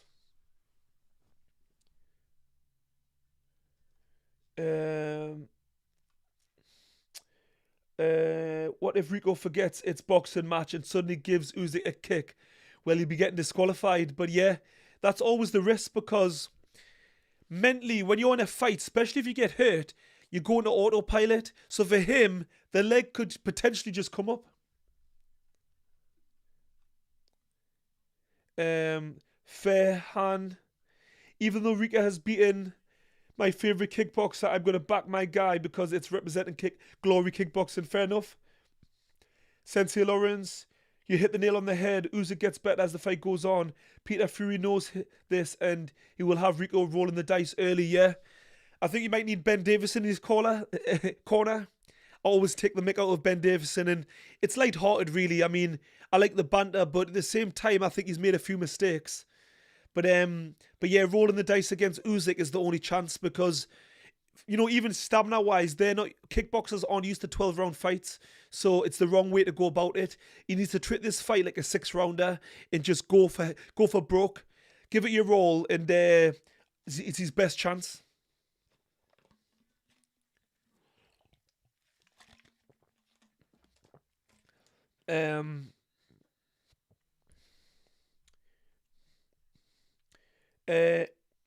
Elville Viking? I love that you're coming out of your shell and throwing a few jokes about, mate. You're so much more comfortable in front of a camera these days, and it's keeping me coming back. By the way, Usyk KO in the 6th. Thank you, appreciate it. I like it when people, my long-time viewers, give me feedback. So anybody who's watching, I've been doing YouTube for about 2 years now, naturally doing it more and more. And, naturally on camera, I wasn't great when I started. And a lot of people still comment on the way I talk now, but I'm from the Northeast and it's the way I speak. Can't do too much about that. But yeah, it's nice to get feedback and see the improvement. And I'm one of them people, give me criticism. I've got thick skin, nothing really bothers me. So, yeah, if you can't take constructive criticism, you can't be online. It's as simple as that. I'm here for it. I need to take this jacket off. It's hot. This jumper, should I say it?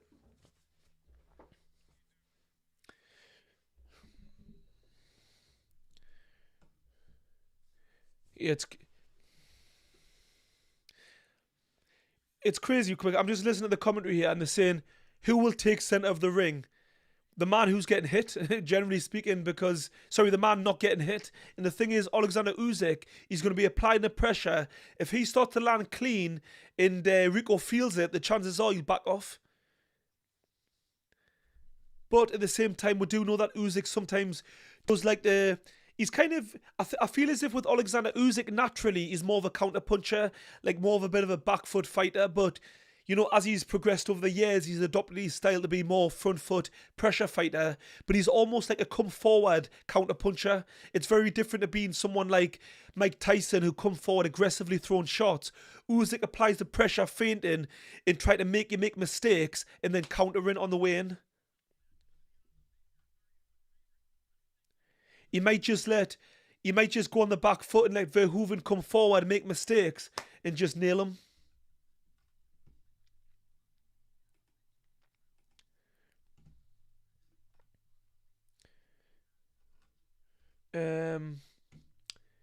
Yeah, let's go in the chat, both here on TikTok as well, because my sister's just saying my trim's looking sharp. I've needed a haircut. To be fair, I went to a different barber and it's not too bad, but yeah, I was looking a little bit homeless. My hair was looking long. I'm one of them people, I only go to the barbers when I have to. I wait till the death because I just haven't got time on my hands to be sitting in a barber shop waiting. There's nothing worse than getting there and you've got to wait for hours on end. I can't be bothered, so I wait till the absolute death where I've got no choice. Even though the fact that I'm on camera a lot, I should probably make myself look more presentable, but yeah, can't be bothered. Ball gal. I go to a couple of places. I go to K1's in Whitley Bay, and I also go to one in Seaton Delaval, if you're from the northeast. I can't even remember the name. I don't go very often to that one, but it's one next to the shops in Seaton Delaval.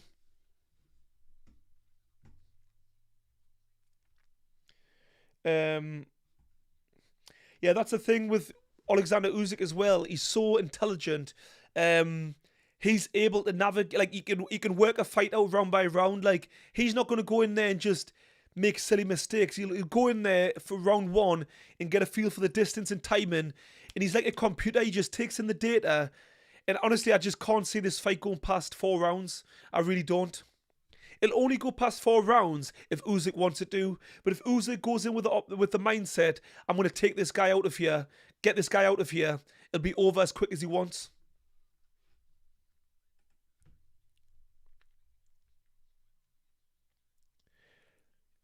Ball gal, yeah, Simon's the man in K1s. I always wait for Simon. Nobody else cuts my hair in K1. Where are you from, mate? Are you from the Whitley Bay, Colour Coats area?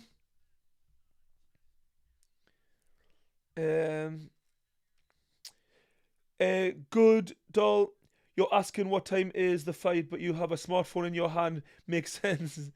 Yeah, people who ask what time the fight is, just check. Go on to Google. If you're watching this on your computer, on your phone, do what I do. I don't work for the zone, so I can't just get the inside information. Even these guys here on the zone probably don't know. They'll have the radio on because I've done the live shows in Saudi, and they'll be getting information as it happens. So they'll just be waiting for the go ahead. They'll be making conversation. They'll have topics to talk about, and then all of a sudden be like, okay, the ring walk's happening, and it's go time. I think a lot of people think that Usyk won't help him much, but maybe he'll carry him around a round or two longer just to make the fight look all the more legit. No, I think, in my opinion, the fight will be more legit if Usyk goes in there and dispatches. If he carries him, that makes it look less legit, in my opinion. He needs to go in there and dominate and knock him out. For me personally, nothing less is good enough. If anyone's just joining here on YouTube, I've launched memberships on the channel, extra content, raw, unfiltered stuff, behind the scenes stuff. You'll get to see what I get up to. I'll be doing members only lives once I get more people into the memberships. Yeah, you'll be able to help me navigate it. Tell me the type of content you want from my memberships. And also anybody who's watching, because I've now got 15,000 people on YouTube. Massive thank you to everyone who's supported the channel, subscribed, commented, liked, shared the streams, shared my videos. Massively appreciated. 2 years ago, 15,000 people. It's took a lot of hard work and dedication. But I love boxing. It is a pleasure. And I'm one of them people, when I set a goal, I stick to it. And the same on TikTok. It's grown slowly but surely. Thank you for all my subscribers and the people who come and watch my content. Massively appreciate it.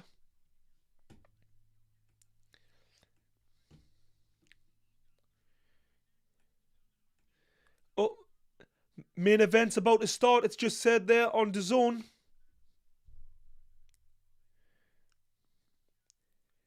Noise online. Thank you. Appreciate it. Much appreciated. If anyone's into weight training and getting fit, I'm launching online coaching on Instagram as well. That's where I'm putting the main content out. I will be putting some content on TikTok as well.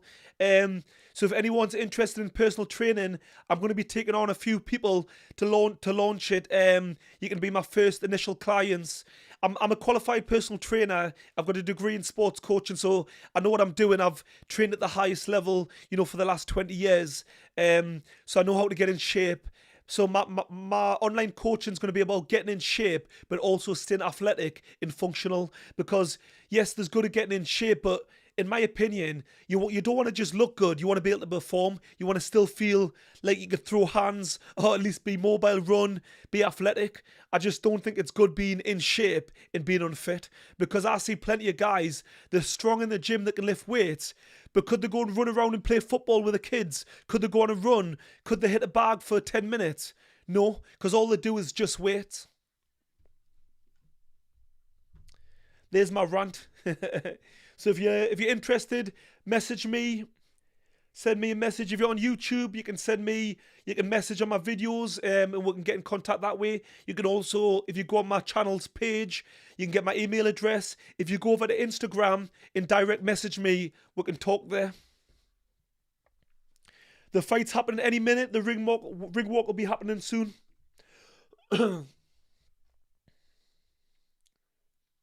Unfortunately, AA, I can't do the live for you. You've got to pay for the pay-per-view. Otherwise, I would get banned.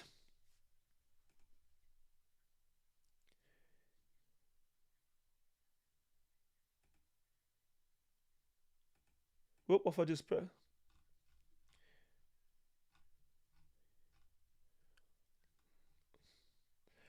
Yes, we'll have one of the members in the chat. How we doing? Prentrix, how we doing? I've only just launched the member, so people are starting to join. So we've got one in the chat. Thank you so much. Appreciate it. Give a shout out to Prentrix. People supporting the channel, people who want extra content. And like I say, we'll be doing live streams once a few more people join. But I'm going to start putting out more content. I'll be listening to what you have to say. Because like I say, if you join the memberships, you'll help me with the YouTube in terms of the type of content I put out. It would be to get together and do live streams, and would be to chat. It'll be that more intimate group.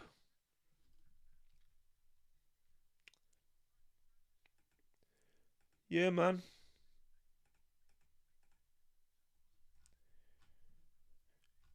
How we doing, Prentrix? Are we good? Yeah, I'm good. Thank you, mate. Appreciate it. Again, thank you for, becoming a member. I massively appreciate it. Supporting the channel. And while I'm on it, anyone who else wants to come and join the memberships, make sure to join in also. If you would like to donate to the channel, you can. It goes a long way, helps me pump the money back into the channel so I can continue doing this YouTube thing and, giving you great content. There's a lot of hard work put into doing this YouTube. I'm a one-man band, do all my own planning, recording, editing. I do it all myself. So there's a lot of work that goes in. The fight's not quite on yet, but the ring walk will be happening very soon. Any second. The zone said they kind of got the go-ahead. The fight's going to be happening soon, so I'm just waiting for... They'll get another call to say, right, okay, it's go time.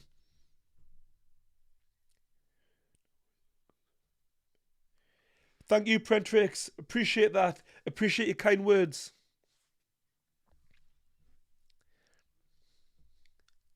It's literally a couple of pound a month. and it goes a long way, massively helps my channel. And not just my channel. If you've got this is me kind of trying to help out other creators. If you follow people on YouTube and they've got memberships and it's not a lot of money, help them, support them, because they're given so much value and so much time goes into being a YouTuber, putting videos online. It's nice to help and support them. And just by watching and engaging, don't get me wrong, is massive for the channel. Like, I appreciate not everyone, is in a position to become a member, but just by watching and liking and sharing alone is massive help to the channel. So yeah, appreciate it. Same on TikTok. Double tap the screen, share the stream, because it really helps. It takes you a second and it's massive help.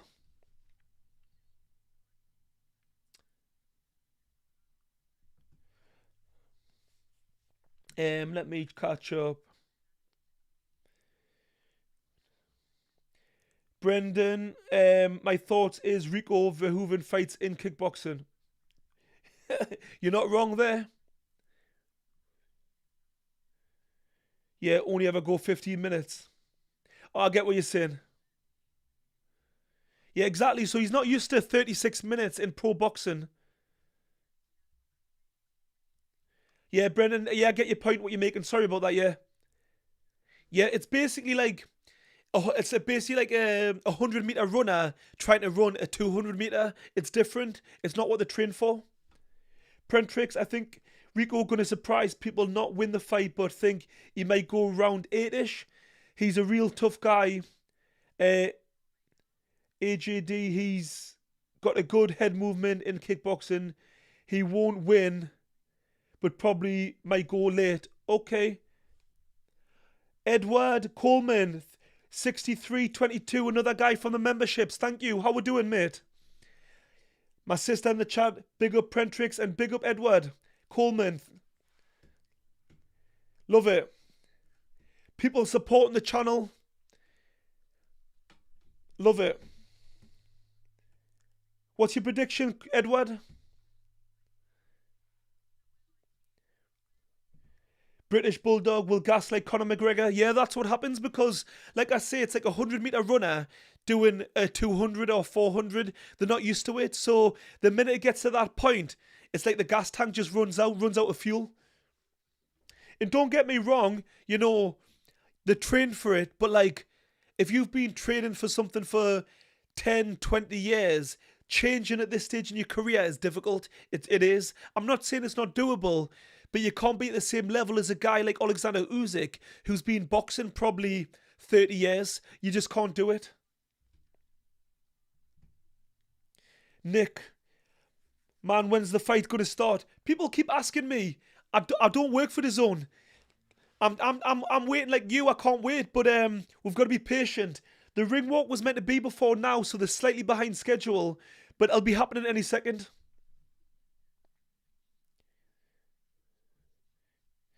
British Bulldog, he hasn't got good head movement. Well, listen, there's good head movement in kickboxing, but compared to actual boxing, it's different. It's just the way it goes. It's a different discipline. You can't bob and weave in the same way, because if you slip into a kick, it's game over.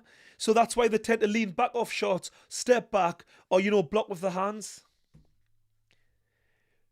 Prentrix, you see the new Tyson Fury fight in that footballer. Do you know what it is? I've seen somebody mention that, but I haven't actually seen it myself. If it's just been posted today, I've been super busy. Edward, I got Usyk in 6. Yeah. I mean, if it goes 6 rounds, I'll be surprised. Like, I think 6 rounds is as much as it should go. Like, he needs to get him out of there by 6 rounds, in my opinion. Oh, the ring walk's happening. Give me 1 minute. I'm just going to dive to the toilet. I always do this. The minute the fight's going to happen, I get the excitement kicks in. But I've been on here a couple hours and I've been drinking water. I'll be back in 1 minute.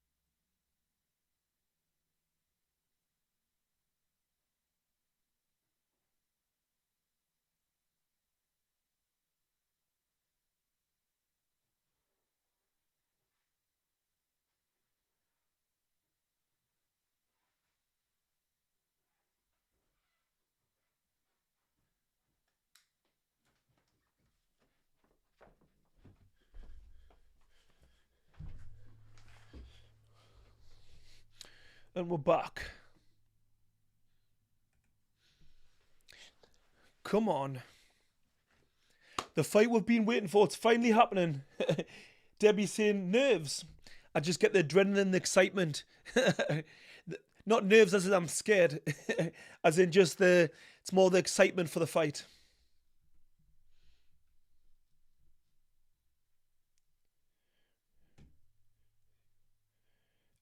Brendan, the greatest heavyweight ever, takes to the ring once more. This is some ring walk. Just look at them. Wow. The pyramids. This is absolutely amazing. I knew there'd be flames involved. That traditional.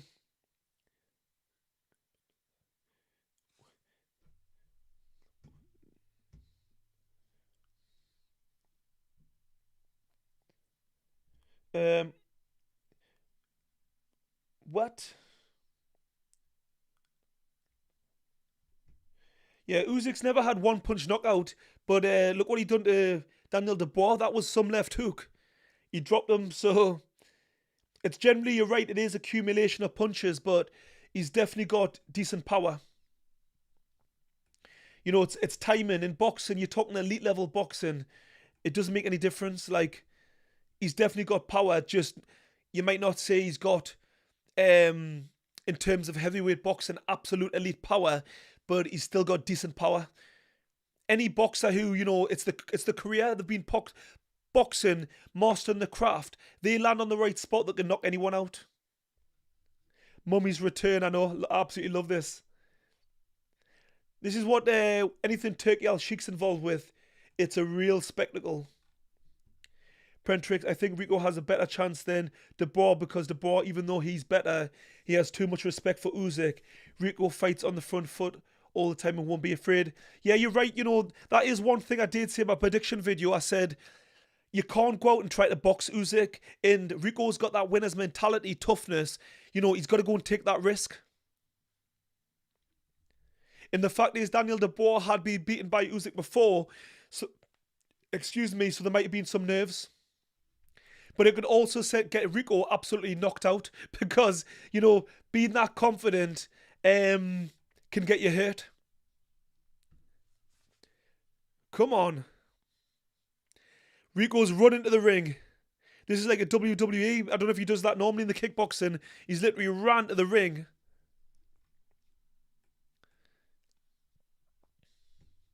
He looks confident. He looks raring to go, mind. He looks ready. Yeah, the backdrop run on the hill it's stunning. It really is. I mean, I was saying, like, me and the Pain Game have been lucky enough to go all over to the big events. I was there in Vegas was it November or December? I think it was November. And yeah, that was amazing setup in Vegas. But in Egypt, with the pyramids behind, that is absolutely crazy. We were hoping we could have potentially got there, but it never happened. But it would have been amazing had we been there.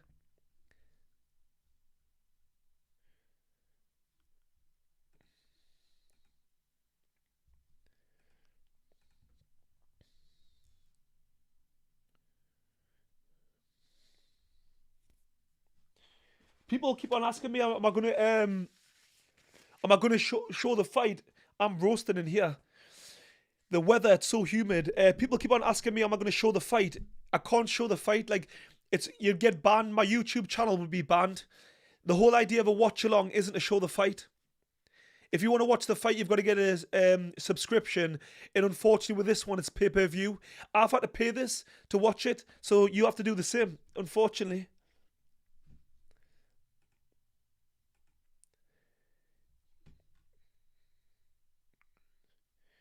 British Bulldog, it'd go at least 3 to 4 rounds. Well, let's just say it's about to happen. Oleksandr Usyk is about to make his ring walk. Brendan, I find Joshua against Prenda very underwhelming, even considering what's happened. Age is tired of these tune-up fights. He's also had an injury as well, and sometimes with an injury, you need a test to see how it's going to be. But I get what you're saying. Personally, I don't want a tune-up fight. I want to see AJ versus Tyson Fury straight away because I also don't want any banana skins or injuries, but it is what it is. You tell him, Predrix. Absolutely.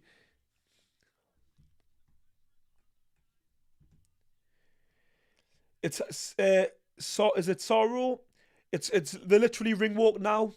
Rico's in the ring. Usyk's just, oh, look at the fireworks in the background, the pyramids, his name on the pyramids. Unbelievable. Well, they're not the actual pyramids, but it's give that illusion. But you can't actually see the pyramids in the backdrop, but they've also put his name on some, like, made pyramids. It looks unbelievable. Like, oh, I would have loved to go to watch this fight had it been an option. Finances can't quite afford that, but I would have loved to have gone to Egypt to watch this.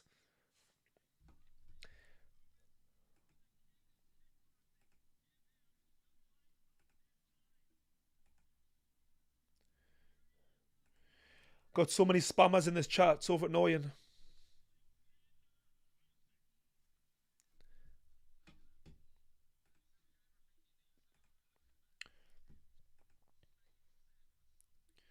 Come on, guys.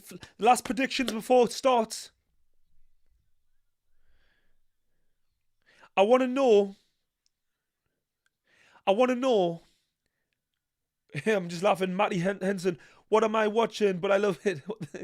I want to know your final predictions because, in fact, no. Tell me, what percentage do you give Rico of winning? Because let's be honest, anybody that's picking Rico, you've lost your mind. It's as simple as that. Like, I don't give him a chance. It's possible. I'm not saying it's not possible. If Usyk makes one mistake, it's all it takes at heavyweight boxing, but I really can't say it. So what percentage, if you are a betting man, would you give him?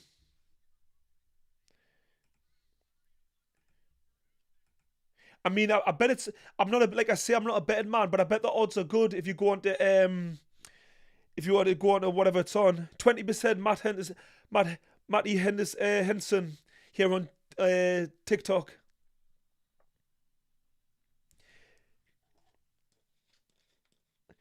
Complete puncher's chance. All due respect to the lad. Yeah, absolutely. Listen, I would fight Usyk if the money's right, no problem. You give me a little bit of what they're getting, I'd fight Usyk, no problem. End of the day, boxing's all about, it's a prize fighting sport. So if the price is right, most fighters, they'll say the same. I mean, realistically, that's why it's a bit frustrating because there's so many pro boxers, actual boxers who would love the opportunity to fight Usyk and they have to wait behind Rico. I mean, Caballero's been waiting for the opportunity for so long and he's had to wait for Usyk to come back and fight a kickboxer. It's like, it's wrong, really, but it is what it is. I'm just catching up on the percentages here.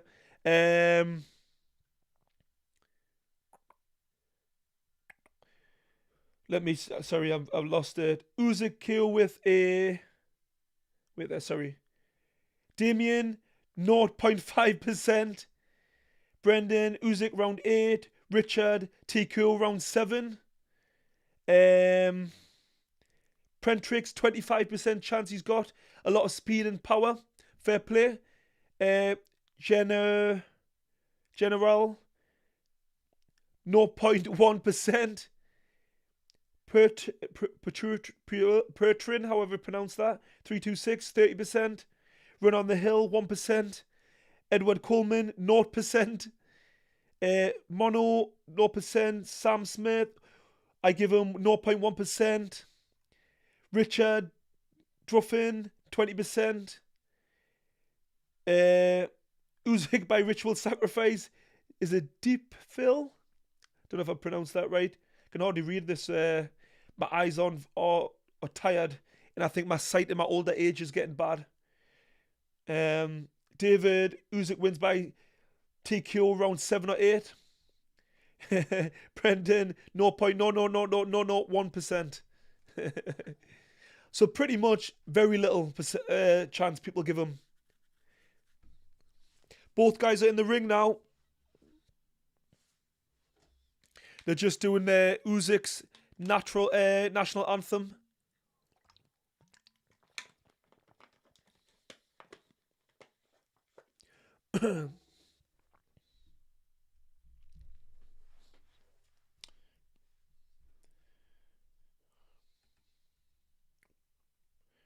I have so many. I mean, what do these spammers actually get out of spamming your chat? Can anyone educate me in the chat? What do they gain?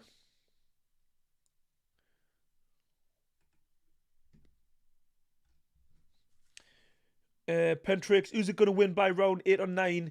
He will gas Rico out and then ref will jump in. Fair one. 8 round, Usyk use this to test his defensive movement. He's not looking for a knockout. I see a slick Usyk. Richie, this is Richie. He thinks that Usyk's going to test his skills, his defense. I don't see why he would do that. He's an Olympic gold medalist, 2-time undisputed. He doesn't need to test anything. He needs to go out there and test if he's got knockout power and smash his face in. I'm sorry, but that's what needs to happen.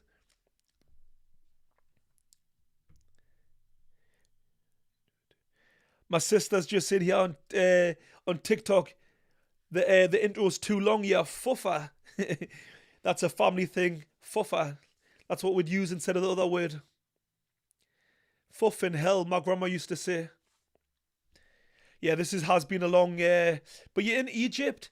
The pyramids behind you. It's got to have that slow anticipation.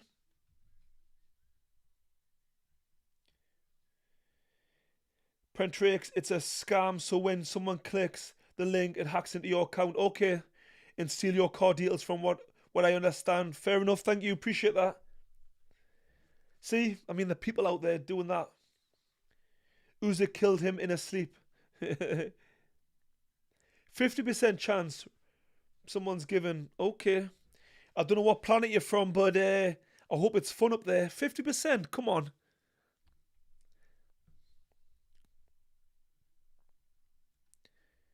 %50 and nothing. You know what it is? I say that, but it's heavyweight boxing, so almost when you give someone a puncher's chance at heavyweight, can that be considered as 50%? No, it's not. It's still not 50%. It's no. Yeah, I don't know what I'm talking about here. I must be tired because my brain can't even work out what a puncher's chance percentage would be. But a puncher's chance is 10% at best.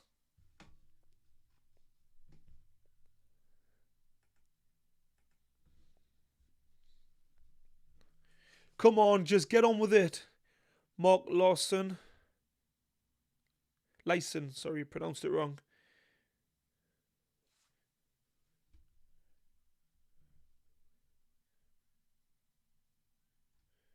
People are talking about Tyson Fury fighting this footballer. Can't be.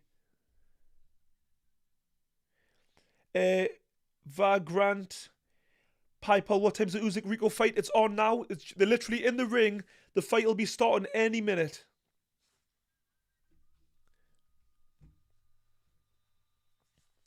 He's just done the famous, let's get ready to rumble. Buffer. Love it. This guy is an absolute icon in boxing. Mind, I'm just looking at Rico. He's in tremendous shape. Abs the lot. You don't often see heavyweight boxers in this sort of shape. Other than the likes of Oleksandr Usyk. He looks phenomenal. I mean, abs don't necessarily win your fights, but if it's anything to go by, he's in great shape.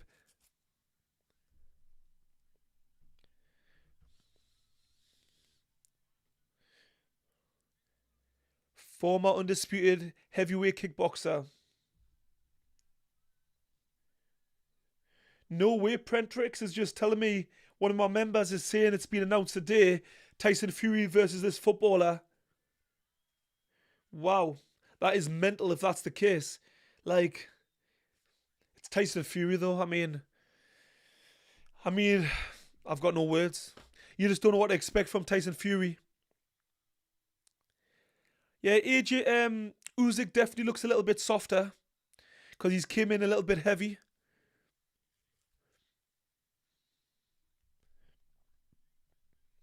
"15 knockouts in 24 fights, Usyk. Undefeated. Does not know what it's like to lose.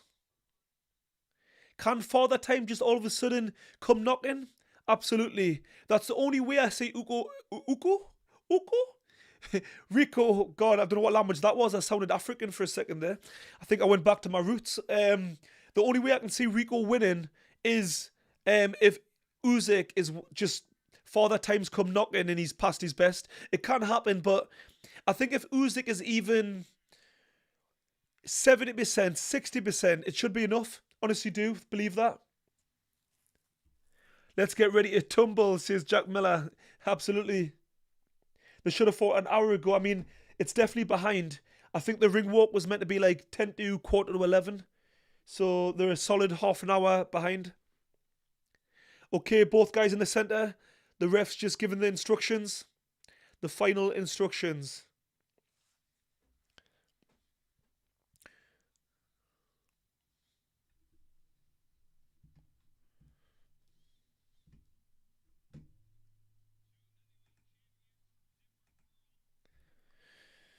Okay.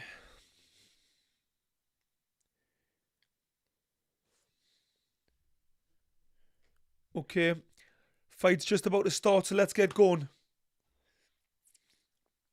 I'm gonna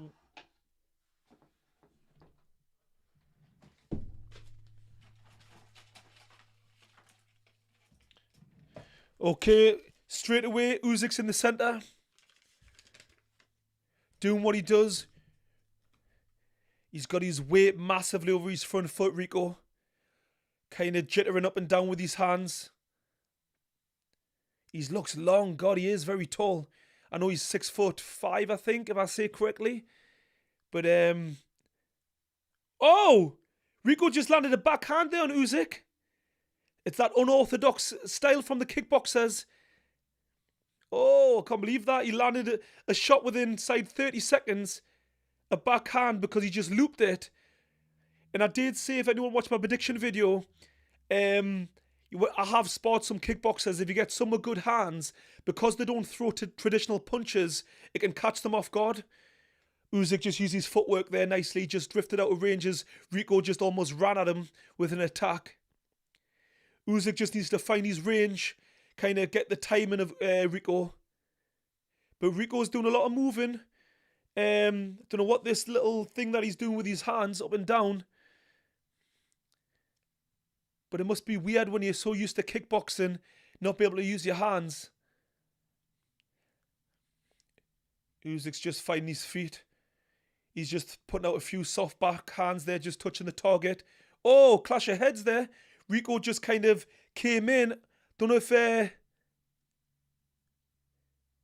is Usyk being cut? I'm not too sure, but he seemed to be a little bit annoyed there.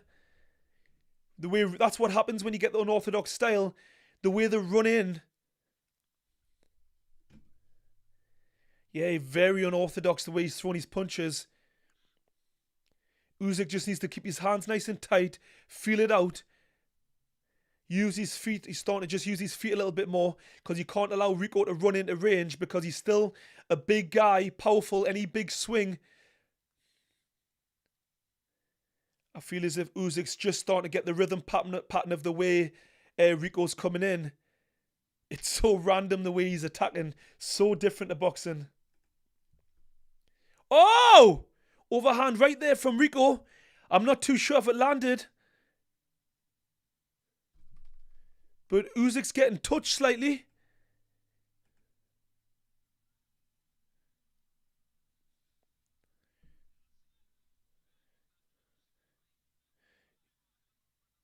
I feel like he's allowing Rico to have too much freedom. He needs to start letting his jab go, close the distance and apply more pressure. I know it's early. But he's allowing Rico to gain confidence.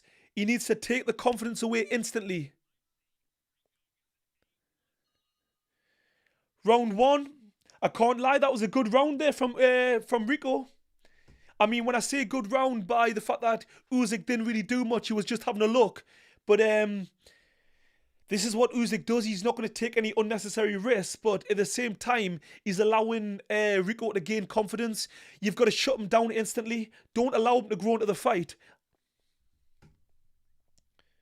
Whoo! Someone saying Usyk's going down because there's a new king in town. I'd be very surprised, but fair play. That was a decent round for. Do you know what it is? Am I going to give that? Am I going to give that round to Rico? I did. I think I was more looking at. He definitely landed the better shot. I'm going to give that round to Usyk. Sorry, to Rico. Decent straight backhand to the body, I just seen on the replay. And also the straight backhand early in the round.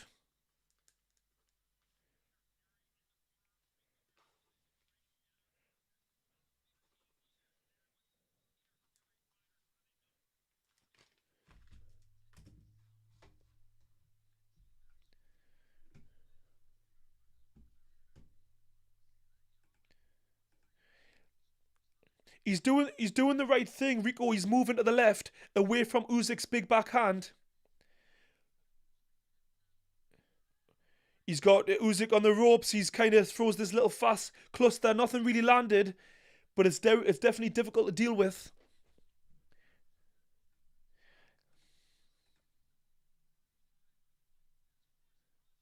I think Usyk needs to work the body a little bit more. Slow. Oh, nice right hook there from Usyk as he came in. That was the best shot I've seen so far from Usyk. A right hook on the temple. Nice little left hook to the body there from Rico, though. It was almost round the kidneys, a little bit round the back, but it was on the blind side of the referee.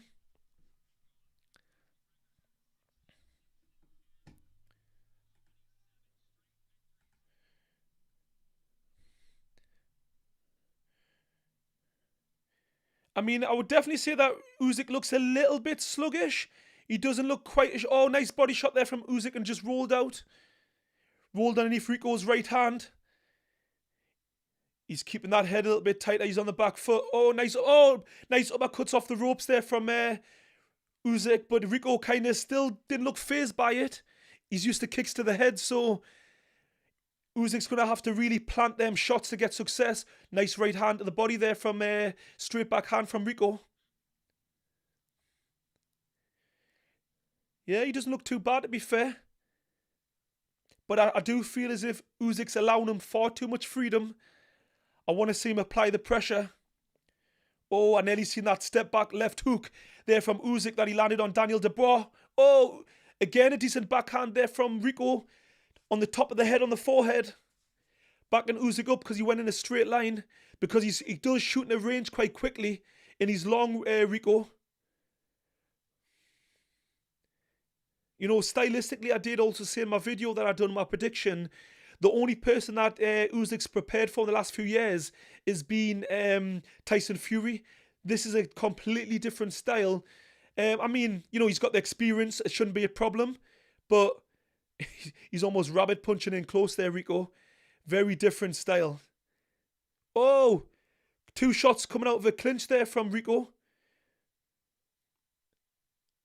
Rico's potentially winning these rounds. He's doing more. I'm giving that round again to Rico. He landed some decent body shots. Some decent straight backhands to the head. What am I witnessing? Is Usyk going to turn the switch on or not? Is he going to just change things up? Because right now, 2 rounds in Rico's winning.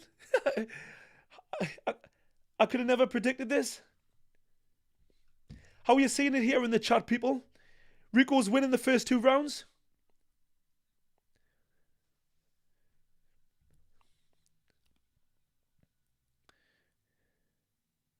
Oh, there was a right hook on the inside from Rico. Decent shot. He almost...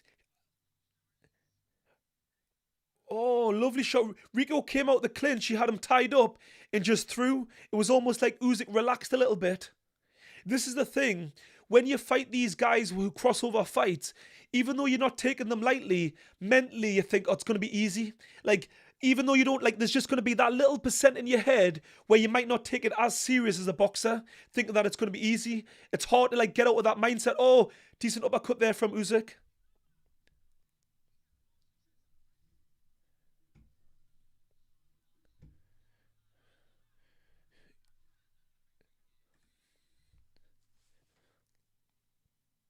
Oh, it's lovely straight back. Oh no, I think it was low. Usyk had his back to us, but I think it was slightly low. In fair play to Rico, he stepped back and like give him time because it went low.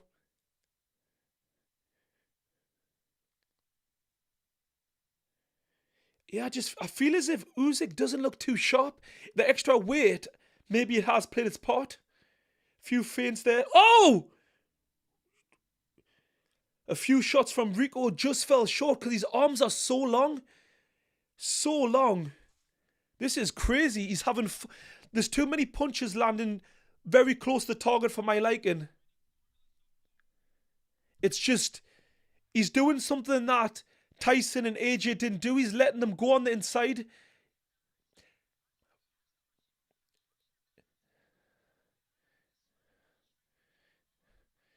The thing is, Rico's not really doing anything crazy. It's quite simple stuff. He's getting in, letting his hands go, and he does look heavy-handed. Oh, nice little left hook there from Usyk. But he almost lifted his arm as if he hurt his shoulder a little bit. I'm not too sure.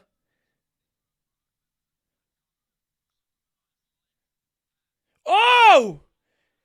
Big right hook there from Rico. Shit. They're finding the target far too close for my like. I don't want to say they're landing clean, but they're not far away. He's getting more success than I'm used to seeing people getting. The length for them arcing shots coming around the corner, almost coming behind the guard of Usyk, slightly round the ear.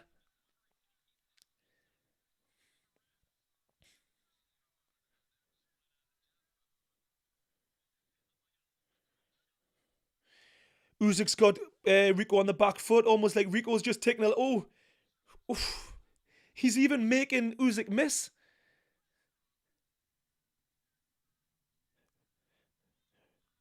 Oh, decent right hook, left hook there from Usyk, but Rico's still there on the front foot. He's tough. Oh, nice little left hook on the inside there from Usyk. But again, Rico shakes it off and comes back with his own right hook. Bobbing and weaving as the bell went. Rico looks confident. Jeez. Rico looks calm, confident. You know, in credit to him, he doesn't look phased. He does not look phased in the slightest. I mean, I'm not too sure in that round who I give it to, but I think I'm going to give that round to Usyk.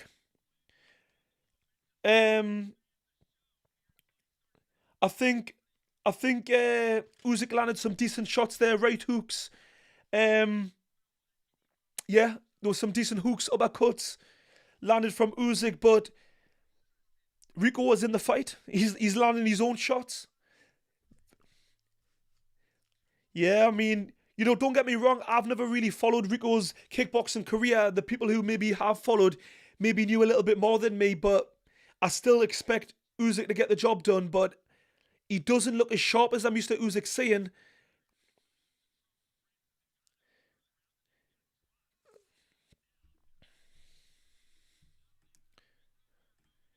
Yeah, I'm giving Usyk that last round. I'm giving it 2-1 right now to Rico. The thing is, Rico's shots look the heavier shots. We know that, Usyk isn't a massive puncher. He's come up from cruiserweight, and Rico's a fully fledged heavyweight. And you see, like there, Rico just ran into range. It's so different to the way boxers approach you. They come in the stance, and that's what catches you off guard. And with the long arms of Rico, that was nice from Usyk. He just kind of danced his way out. But again, Rico closed the distance, letting his hands go. He's almost smothering Usyk, not giving him any room to breathe, using that 6'5" height and reach and weight to smother. Whew. I'm used to Usyk zapping people with feints. Like, I'm not seeing the feints. I'm not seeing the energy that you get from Usyk when he's fighting a boxer.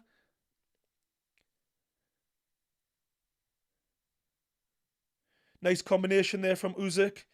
Rico just went on the back foot. Oh, some decent shots there. from Usyk, but he needs to be careful because Rico's tough. He's still there. He's retreating. He can't afford to make any silly mistakes. But Rico definitely, I think, felt some of those shots. It was just pure accuracy from Usyk. But Rico still looks there. His feet are there. Nice combinations there from Usyk. This is what I expected to see earlier from Usyk. He still needs to keep this pressure, really make him work. Usyk tried to do that step back left hook that he done to Daniel Dubois. Didn't quite work. Nice uppercut there from Usyk on the way in. Rico gets close, smothering, holding. I like the fact that when he's on the inside, Rico, he tries to work. He's not just holding, waiting for the referee to break. He's letting his hands go.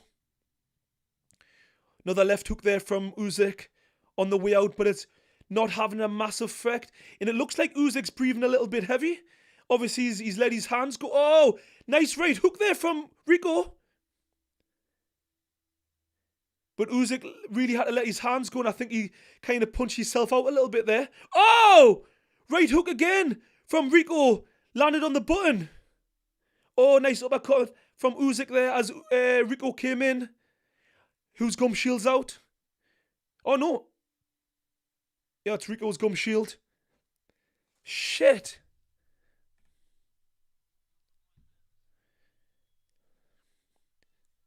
Every time Usyk lands, I feel like I'm seeing a reaction from Usyk. And I think it's more so normal, but I'm not used to seeing it from him. Hoo-hoo. Yeah, a few deep breaths there from Usyk. He's definitely feeling the pace because of the size. He's allowing, Rico to lean on him and apply the pressure, whereas normally Usyk rolls under, gets round. That was definitely an Usyk round. I'm just watching the slow-mo there. Uppercuts, but hooks, straight backhands down the middle. Rico took them very well.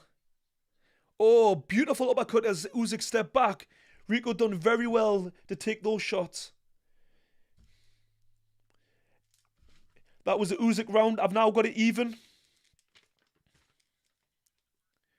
I think I'll give the third round to Usyk. You can see AJ's eyes are wide open. He's thinking, shit, this is far more competitive than he expected. AJ in the crowd. Do you imagine being that handsome and that big and what a guy.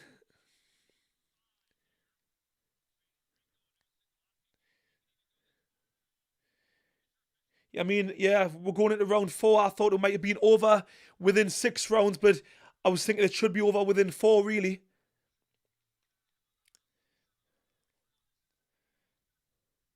It's the way Rico throws these little throwaway shots, like little stabs. They're so weird. Oh! Usyk loaded up and kind of sent Usyk off balance because he tried to counter him, but he needs to be so careful. He keeps trying to time Rico with the same punch that Daniel Dubois threw, but he's getting a little bit predictable.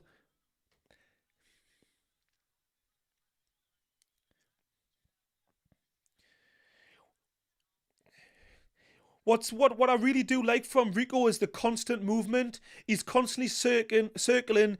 He's up and down with his hands, which is very unorthodox, but it's keeping Usyk thinking.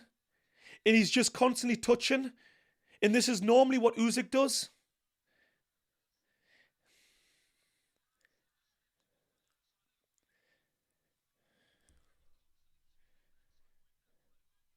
He's doing the right thing. Like I say, he's constantly moving away from Usyk's backhand.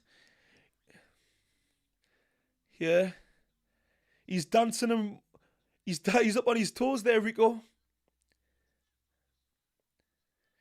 So awkward. Yeah, he's got a decent right hand and a left hook there from Rico. Didn't land clean, but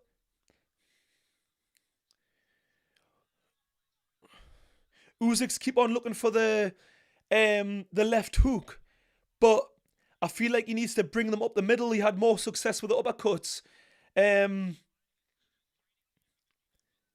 Rico seems to be, his guard's kind of there for it. Yeah, you see in there, Rico, he kind of touching, and then he just rushes you. And that's what's catching Usyk off guard.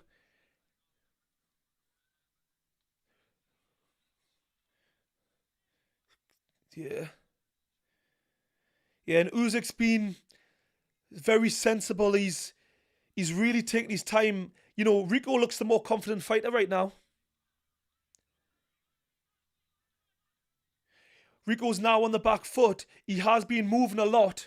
It's going to drain the tank. Can he continue doing this? And Rico's just switched to the southpaw stance.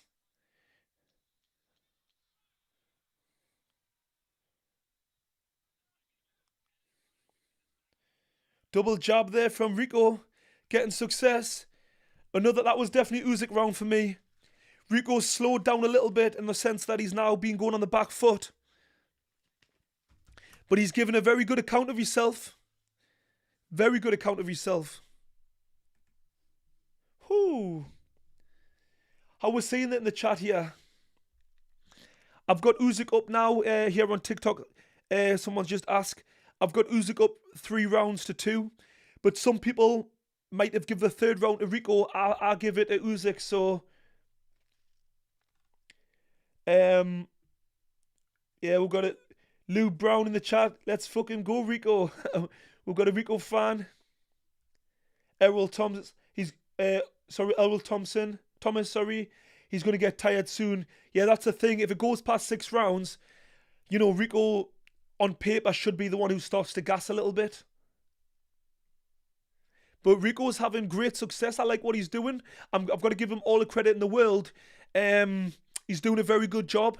He's kind of doing what Oleksandr Usyk does, constantly touching, constantly feinting, constantly circling, where, as we're seeing, Usyk a lot more flat-footed. He's getting hit a lot more. Nice uppercut there from Usyk. He's looking for the uppercuts now. He maybe was listening to me in the previous round because I said the uppercuts are having a lot more success.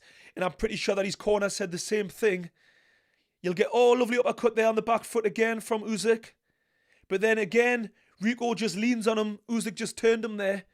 He can't allow it to get into a wrestling match because, you know, Rico's the bigger, stronger guy.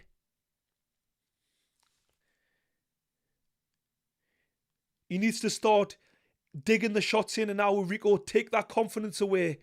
Don't allow him. It's in that we're getting into what round we're in? Round 5. Oh, sorry, we're going into round 6. Is that round 6? Yeah. Yeah, we're in round 6 now, and this will be where Rico should start to get a little bit tired. But he's not been getting hit loads. He's still moving well. He looks good as far as I've seen. Usyk hasn't really landed enough shots to take it from him. He needs to stab to the body. I said in the first round, you know, Rico's got a big body, straight back hands down the middle because Rico stands quite square. In the solar plex, right in the heart. But it just shows that Usyk really respects Rico's power because he's not just walking forward like he normally does.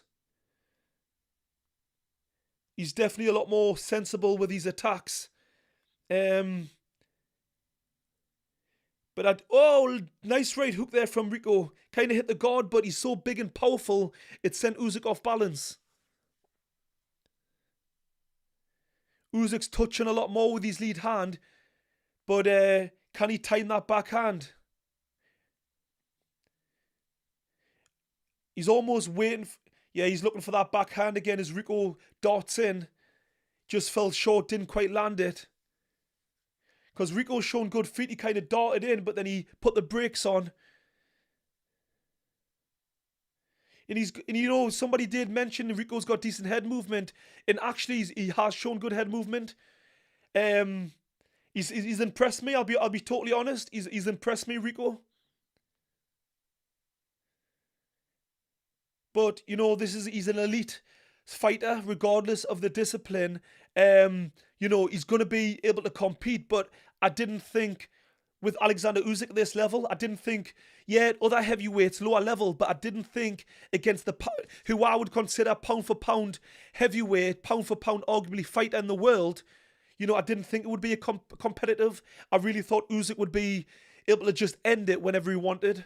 But I'm wrong. I put my hands up.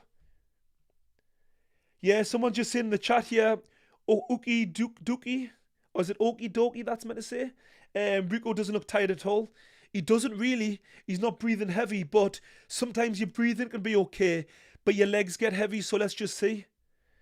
Prentrix, that was me who mentioned Rico's head movement. Oh, thank you. Yep, it was one of the members. Prentrix had said about the head movement. You obviously follow the kickboxing. You know better than me. I don't really follow kickboxing, but yeah, you are right. He's impressed us. Yeah, he really has.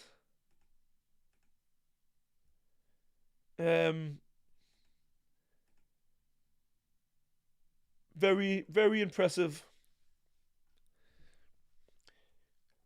Make sure to like the stream, share the stream. Anyone who's watching, if you don't already follow me, make sure to hit the follow, people, please. Both on TikTok and on YouTube. Like a long hook there from Rico was quite good. Come round Usyk's guard. His arms are so long, it's crazy. That was an Usyk round for me. Somebody's give that last round to Rico? I don't think so.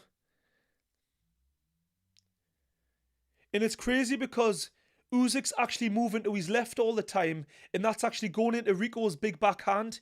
So, like, you know, that's because Rico's constantly touching with that lead hand. He's maneuvering Usyk really well. It's impressive. He's actually controlling what direction, you know, the boxing master is going.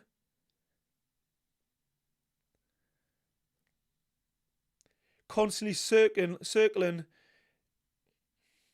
Nice footwork there from Usyk. Definitely difficult to deal with. Oh, nice uppercut and a left hook there from Usyk. But Rico's still there. The thing is, that's one thing. If you've been a champion in kickboxing for all those years where there's kicks involved, you've got to have a chin. It just goes without saying.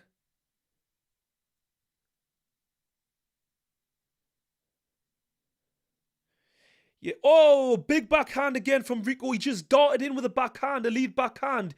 It's so unorthodox. He does everything opposite to what boxers generally do. Oh! Big left hook there from Rico. Shit. Shit. Shit. Fucking hell. Rico. Usyk's having to show one hell of a chin himself.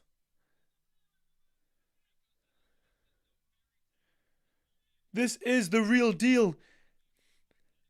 It's the length of the arms and the way he arcs them, and he's not afraid to let the hands go. I feel as if Rico looks the fresher fighter.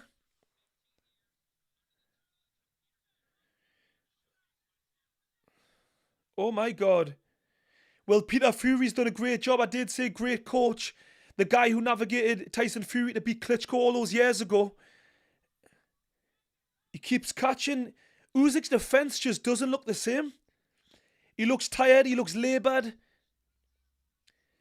This isn't the Usyk that I'm used to seeing. Again, a right hook there from Rico, and it just missed. It's almost like it's because Rico missed, not because Usyk defended it.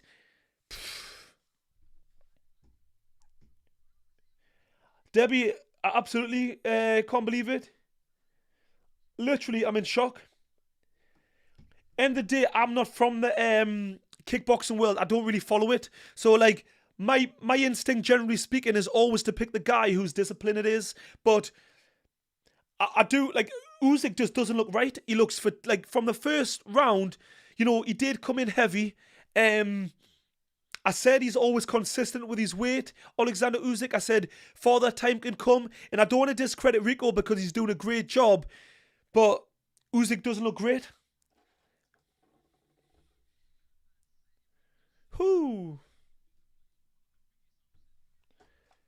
Could this be the biggest upset? I've just heard it there on the DAZN commentary.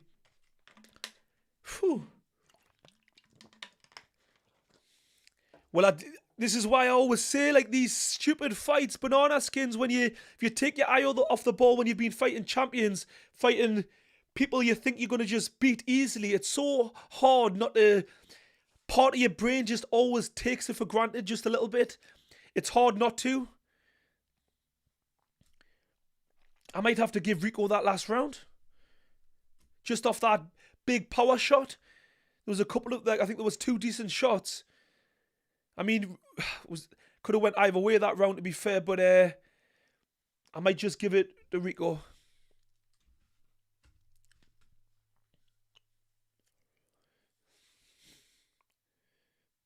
But like I said earlier on, Rico is controlling the action in terms of he's jabbing and touching so much. He's making Usyk move to his left.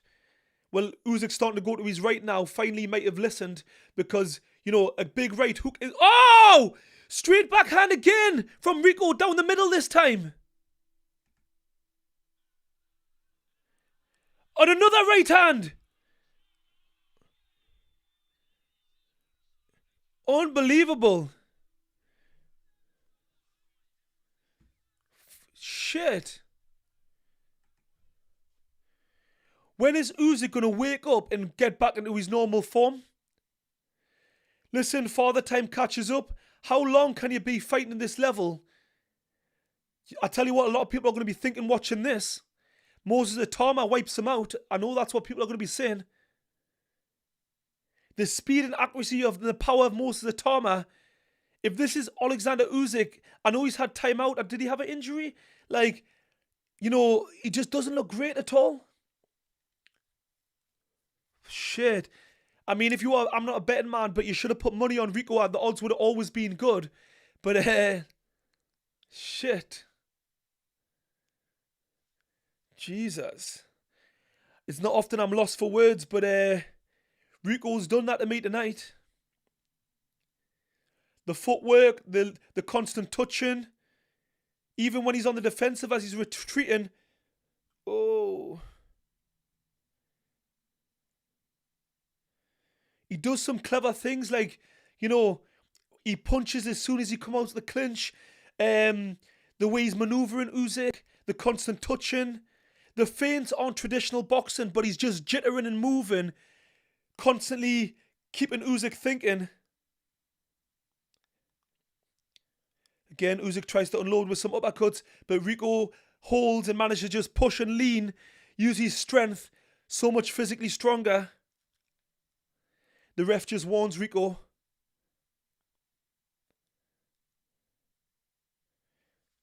Ho ho. He's definitely hurting Usyk. I can't believe what I'm witnessing. Can't lie, I'm shocked. Errol Thomas, I put money on Hull and Rico. If that comes, you're doing well there. Yeah, it's runner on the hill. It's not looking good, mate, at all. I'm giving that a Rico round. I did not think going into round 8, Rico would be winning rounds. I didn't see it.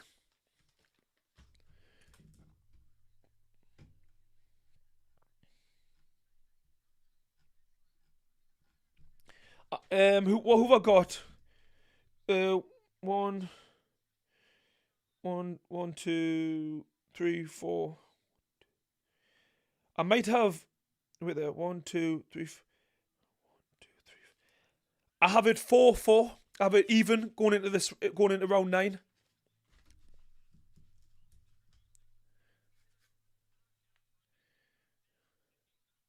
People are saying Usyk might need a knockout to win. Yeah, I've given Usyk 4 rounds. Whoa, some people I've just seen. Whoa, someone in the what's he called? Copperins has it. Mike Cooper, can't even read it. Copperings has it 79-73 to Rico. Now, oh, Rico's hurt Usyk again. Body shots, head. Wow. Usyk almost just took a deep breath. I don't know if any of them were low. But he's the strength and the size smothering Usyk. Shit. You know, there was always that thing, does Usyk like the body shots? Wow. This is looking like an upset coming. Because, yes, Usyk's on the front foot, but he's getting hurt more. The telling shots the last few rounds for me have been from Rico. Even when Usyk's landing more, they're having more devastating effect from Rico. And I don't like the way Usyk's almost standing up tall at times. And he's almost crouching as if he doesn't like them body shots when Rico's coming in close. I don't like the body language. I don't like the body language at all.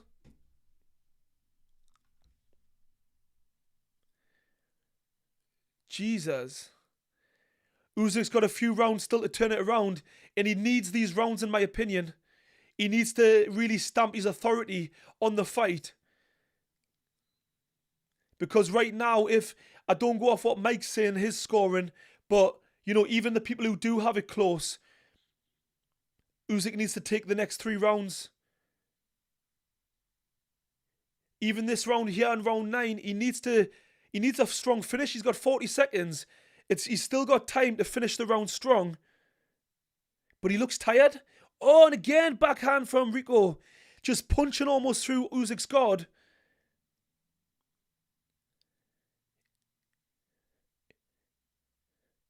Because Rico's not taking loads of shots, so it's not draining the tank.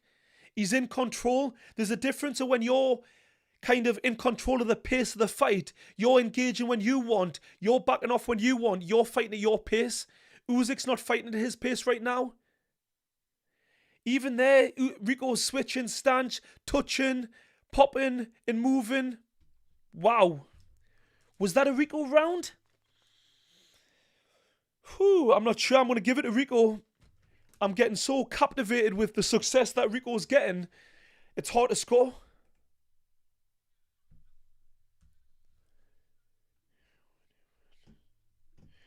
Well, Prince has said in the chat, Usyk looks slow.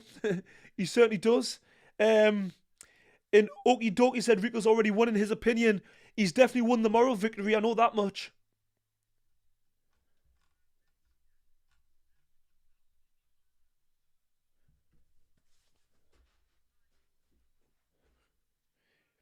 Yeah, Peter's given Rico some good advice. Don't tire yourself. Don't jump around too much. But he's having success boxing the way he does. The way he's moving, the feints. And yeah, the extra weight, the extra 10 pounds that Usyk is carrying is definitely played its part. Peter Fury, great coaching. He's navigated... he's navigated Tyson before. To beat one of the best at the time, the reigning champion at the time, Klitschko, and he's potentially doing it again with Rico from the kickboxing world. Unbelievable.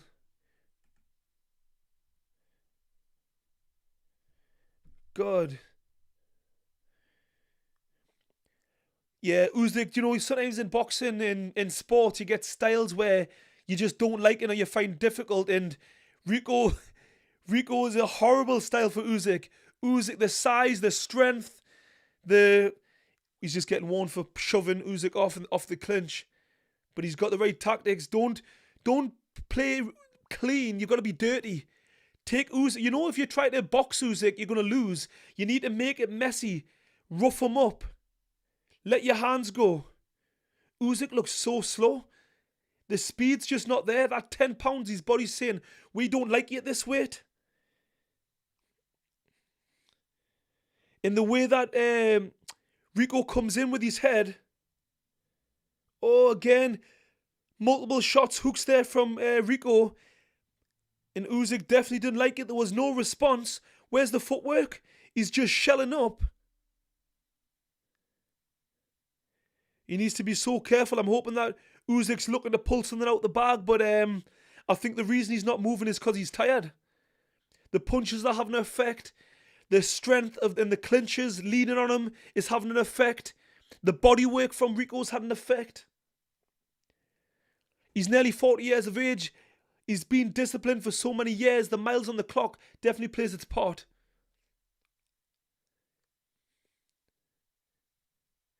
And the thing is, everybody's always respecting Usyk too much. Not Rico. I take kicks in the head for a living. You know, you're not going to bully me. Wow. Massively impressed. Massively impressed. Rico has really impressed me. He shocked me, I'll tell you that much. Usyk looks laboured, heavy on his feet.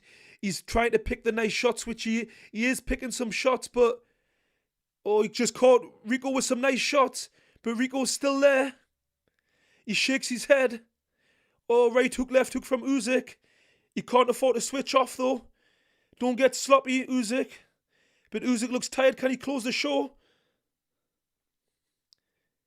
He hasn't got his legs look heavy. He hasn't got the sharpness in his feet. Oh, the nice shot there from Rico. It's still there. That was the first round where, in my opinion, Usyk's shots have had an effect. And there's a big swelling on Rico's right cheek from them step back left hooks. Peter Fury's just saying you were winning the round, you switched off. Yeah, he just got complacent. I'm just watching the action replay. I think it was actually, oh no, big left hook over the top. Rico just seemed to stagger. The accuracy's still there, but the speed and sharpness isn't there from Usyk. Again, on the action replay, there's a few shots that are just caught Usyk, and the sharpness, the head movement, it's the footwork. The footwork is what brings the rhythm. If your feet are engaged, you know, it keeps your head movement, it keeps everything sharp. When your legs get heavy, everything kind of gets heavy and switches off and gets laboured. That extra 10 pounds has done Usyk no favours. But credit to Rico, absolutely no. I don't care what happens now. You know, Rico is performed great. Really, really impressed me. But Usyk needs to go out and destroy him in these next 2 rounds. He needs to be patient, pick his shots. Because Rico looked a little bit slower there. God, Mike Copperin's got it 98 to 92 to Rico. No chance. But that just would amaze me if it did. If I'm Usyk's corner, I'd be saying you need the knockout to make sure. He's got to get the knockout. Do not leave it a chance. Rico keeps on shoving with the shoulder. I don't know if you get away with that in kickboxing, but you can't keep doing that. Otherwise, the ref will take a point off, and he doesn't want to. He's doing well. He can't afford to. Rico just got caught again. Uppercuts and straight back hands from Usyk. I said earlier in the fight, the uppercuts are the ones giving him the success. It's almost like Rico looks a little bit laboured and tired. It's like the batteries just ran out a little bit, but he's still there, still dangerous. But Usyk looks tired. He's backing up. Lovely body shot there from Rico. He definitely looks tired, Rico. But he's done well. We're into round 11 now. He's not used to being in this territory. So you've got to give him credit. Everything just looks a little bit slower. Usyk needs to take this opportunity to find the shot. Better combinations there from Usyk, but he's tired. Usyk's tired. Oh, Rico just went for a big overhand right. Wasn't far away. Can't afford to switch off. Rico's still got that power. You know, he's been here before. He's probably been hurt multiple times. You know, Rico leaning in with his head, just smothering and rabbit punching. There's blood on Usyk's nose. It's not often you see him bloodied up. Again. Oh! Beautiful right uppercut from Usyk. And Rico's down. I said from this, and early in the fight, I think I said, first or second round, I said the uppercut. And what landed? The uppercut. One of the most dangerous punches in boxing. You don't see it coming. And that's oh, he walked forward, but he wobbled, Rico. Gum shields out. But he almost stumbled a little bit. Let's see if Usyk can close the show.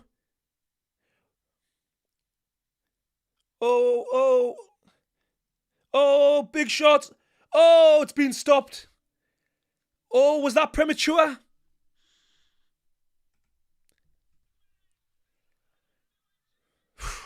It's over. Usyk's finally pulled it back. But that was too close for comfort. Yeah, Pentrix, you know your stuff. You know your stuff. One of my members knows his boxing. Knows his kickboxing as well. You called it. I do think that was the beginning of the end. I don't think Rico was going to recover, but I would have liked to see it go a couple of more seconds. Just to make sure. But it was probably the right decision because... Wow. Yeah, I do think that stoppage was coming, but I'll tell you what it is. Massive respect to Rico Verhoeven. My hat goes off to him. He put on an absolute boxing display from a kickboxing world. It was unorthodox, but it worked. It was effective. Wow. And I did say in my prediction video, could be banana skin, because I don't care. It's heavyweight boxing. When the guys are 6'5", big and strong, you take them for granted. You know, oh, was that right uppercut? And it's because Rico's weight's on his front foot. That's why I was saying the uppercut. And he didn't see it. It just turned his jaw right on the button. Shit. Yeah, the confidence, I said it could get him hurt. And I'm saying this, but I thought Rico was doing really well. But once he was hurt in that, was it round... I think he was hurt in round 10. And I thought, ooh, he slowed down. He come out in round 11. Rico, for the first time, looked a little bit slower. His punches lost a bit of the zap in it. And, yeah, the stoppage, I'm just watching it here.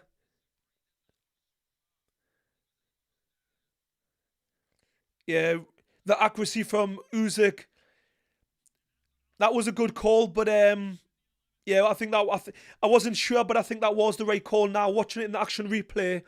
He wasn't really in a position to defend himself, Rico. I don't think he was going to land a big swing. I don't think that his legs were underneath him. So, yeah, I think that was the right call. I bet... Dennis, disgusting, what a farce. How can you say it was a farce?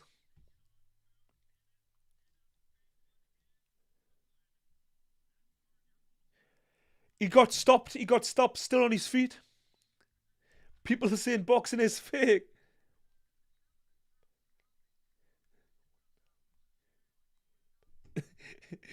Who's just said, Mag in the chat, what now, you biased black guy? Well, it's not often I get called that. Oh, well. There's always one brave guy in the chat.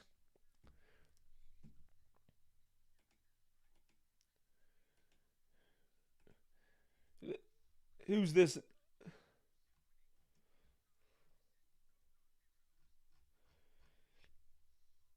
People are saying the sport is dead. It's fake. Ref is robbed. I don't know. I think that was the right call. Yeah, Pentrix is saying, personally, was too early. Fury got hurt a lot worse.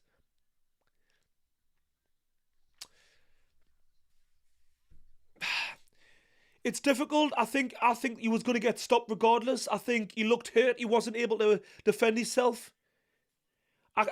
I know people are saying it was rigged, robbery. I don't feel like... Do you know what it is? Sometimes I'll say when I fight, I feel like it's a robbery, but I don't feel like that was... I don't feel like that was a robbery. I'm an honest guy, trust me. Like, if I thought that was a robbery, I would say. Regardless, that's coming from the kickboxing world. Rico Verhoeven, not that he needs my respect, but he's absolutely gained it in the boxing world. It was a great performance, but I do think that was the beginning of the end. I don't think he was going to come back from that one. Usyk was landing clean. Um, yeah, I think that was the right call. I really do.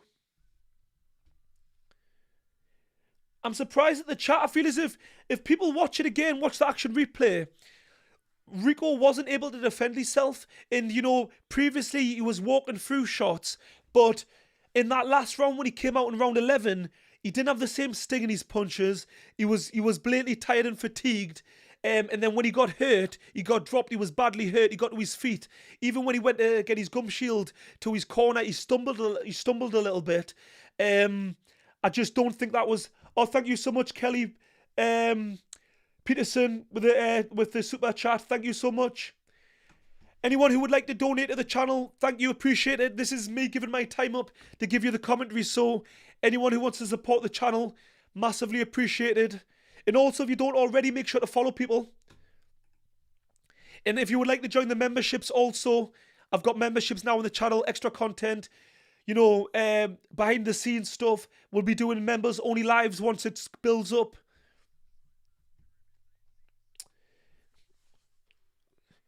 All I'm going to say, regardless of that, massive respect to Rico Verhoeven. He's a legend in the kickboxing world, and he just gave an absolutely amazing account of himself, way better than I expected in the boxing world. And, people who support him, are massive fans of Rico, might feel robbed, but I don't think he was going to win that fight in the end. I think he was too badly hurt. I don't think he was going to recover. I think Usyk was going to finish the job. But regardless, he's a great fighter. Give an absolutely great account of himself in the boxing. There's no way that Usyk could perform like that in kickboxing. So credit to him. Let me just hear what Usyk's got to say here.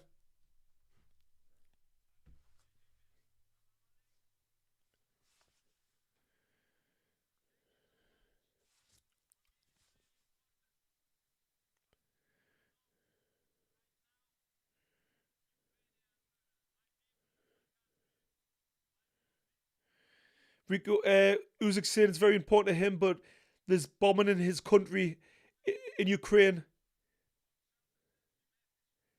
Ah, oh, Usyk, Oleksandr Usyk's family's in a bomb shelter because he got a message and he's afraid.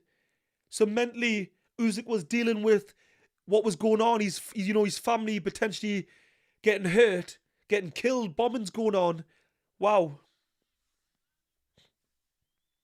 This is where boxing, like these fighters, like Usyk's an amazing guy. Like, he's fighting here, his family's in trouble. Like, how can you mentally deal with that? Oh, you're my life, you're my heart, he's saying to his fans. Usyk, I mean, I just love Usyk. It's as simple as that. He's such a great person.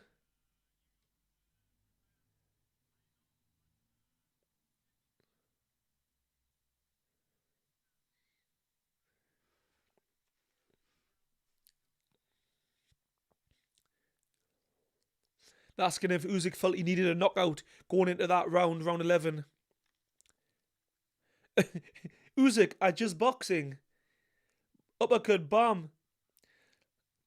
I think that's the thing with Usyk. He's so cool and calm, and he knows he can break fighters down with the pressure. And Rico did start to go on the back foot a little bit more because he was using a lot of energy moving. It was working tactically, but it was obviously tiring him as well. And Peter Fury in his corner did say, "Stop bouncing around so much because you're gonna tire yourself."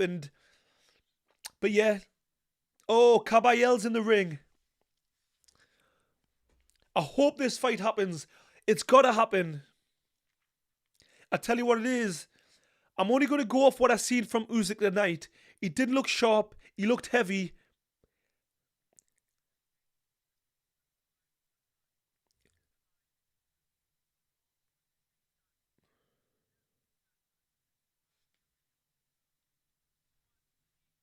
Oh,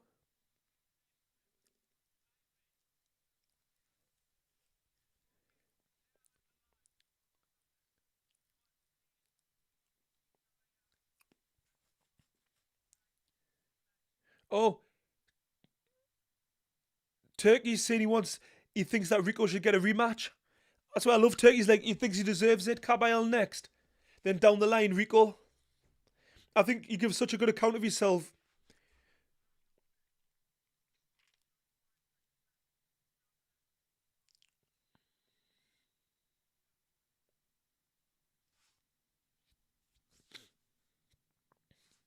Oh.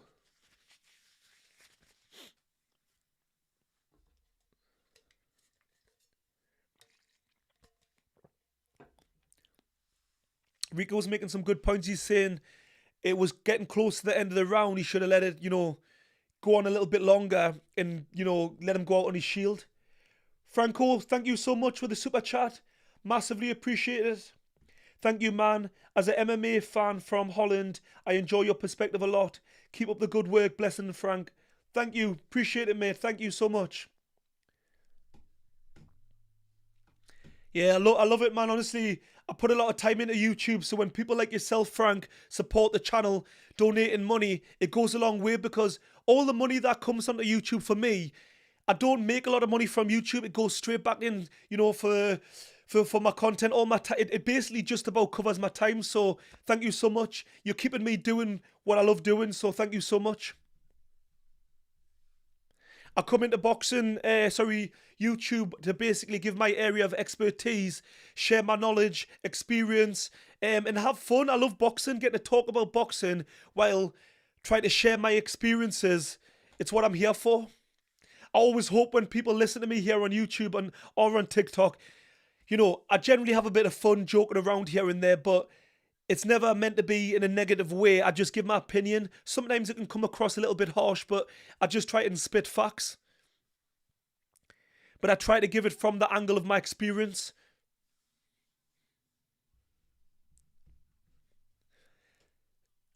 Yeah, Rico's just saying hopefully the boxing world will embrace him.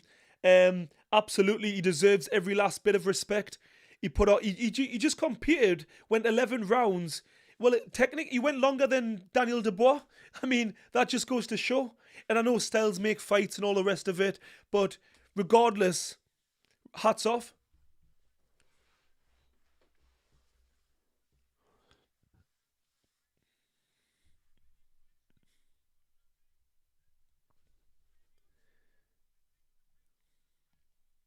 Cabell's saying the fight needs to happen with him and Usyk in Germany.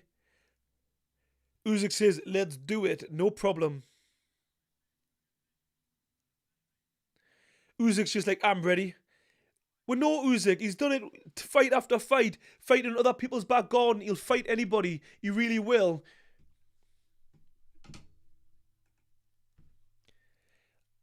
And he's saying, what do you want next? He's trying to get Usyk to say exactly what he wants.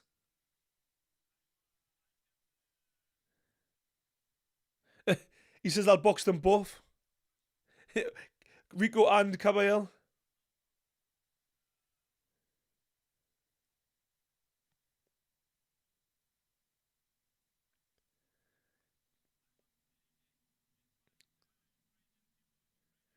He's dedicating this fight to Ukrainian people and this Ukrainian soldiers.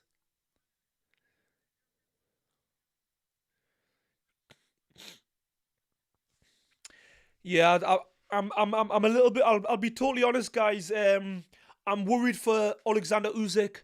Uh, I feel as if his best days are well and truly behind. Is this just because of the news of what was going on in Ukraine? Mentally, he wasn't on it. Was the extra £10 a problem? Is he struggling to make the weight? Has he lost that extra edge? I'm not too sure, but has father time just come knocking? So much wear and tear on the body. It's so difficult. Frank, thank you. I found my respectful. Sorry, great insight, and the passion is obvious. Make me interested in boxing. You were better than the watch along from the zone. Thank you so much. Appreciate it. Unfortunately, the zone people, they've got a narrative. They can't just say what they want. I try to just speak from the heart. It's not choreographed. I haven't had a meeting beforehand to say what I can and can't say. It is what it is. I say it as I say it. My voice is gone.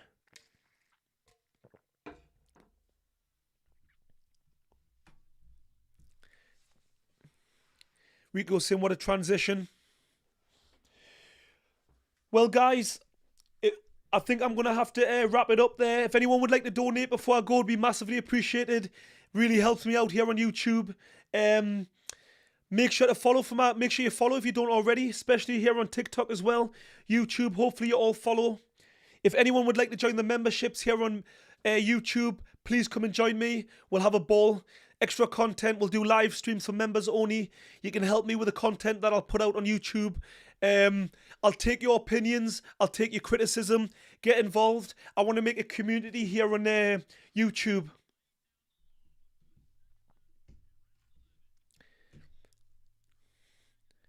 Still the Ring magazine. Oleksandr Usyk. Any last questions before I bounce, guys? I'll answer a couple of questions before I go.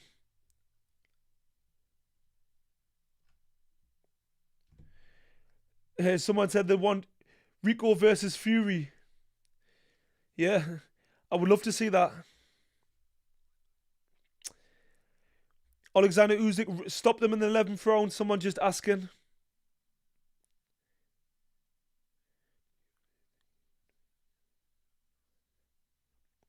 Jake Fraser saying, do you honestly think Usyk would fight if his family wasn't safe?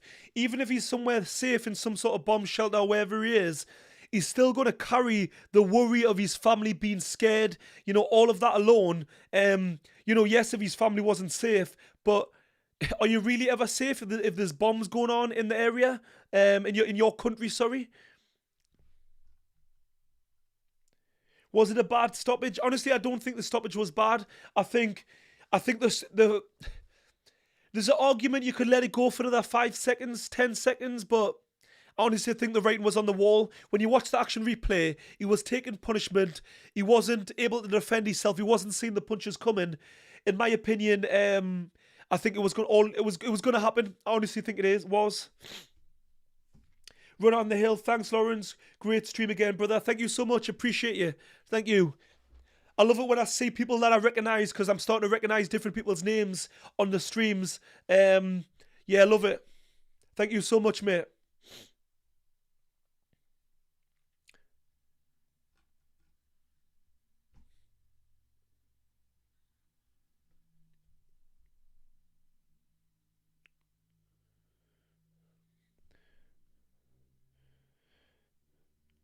Okay, guys.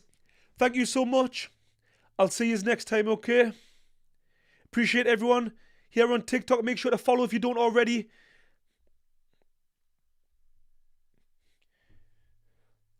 And thank you again, YouTube, so much. Thank you for everyone who's watched, engaged in the YouTube, shared my stream, liked, comment, all the good stuff, okay? Thank you so much. It's massively appreciated. And actually, the fight turned out to be way more competitive than I thought. Rico done himself absolutely proud. Great performance, give Usyk all sorts of trouble. I thoroughly enjoyed it, to be honest. So yeah, hopefully I'll see you all again on the next stream. Thank you.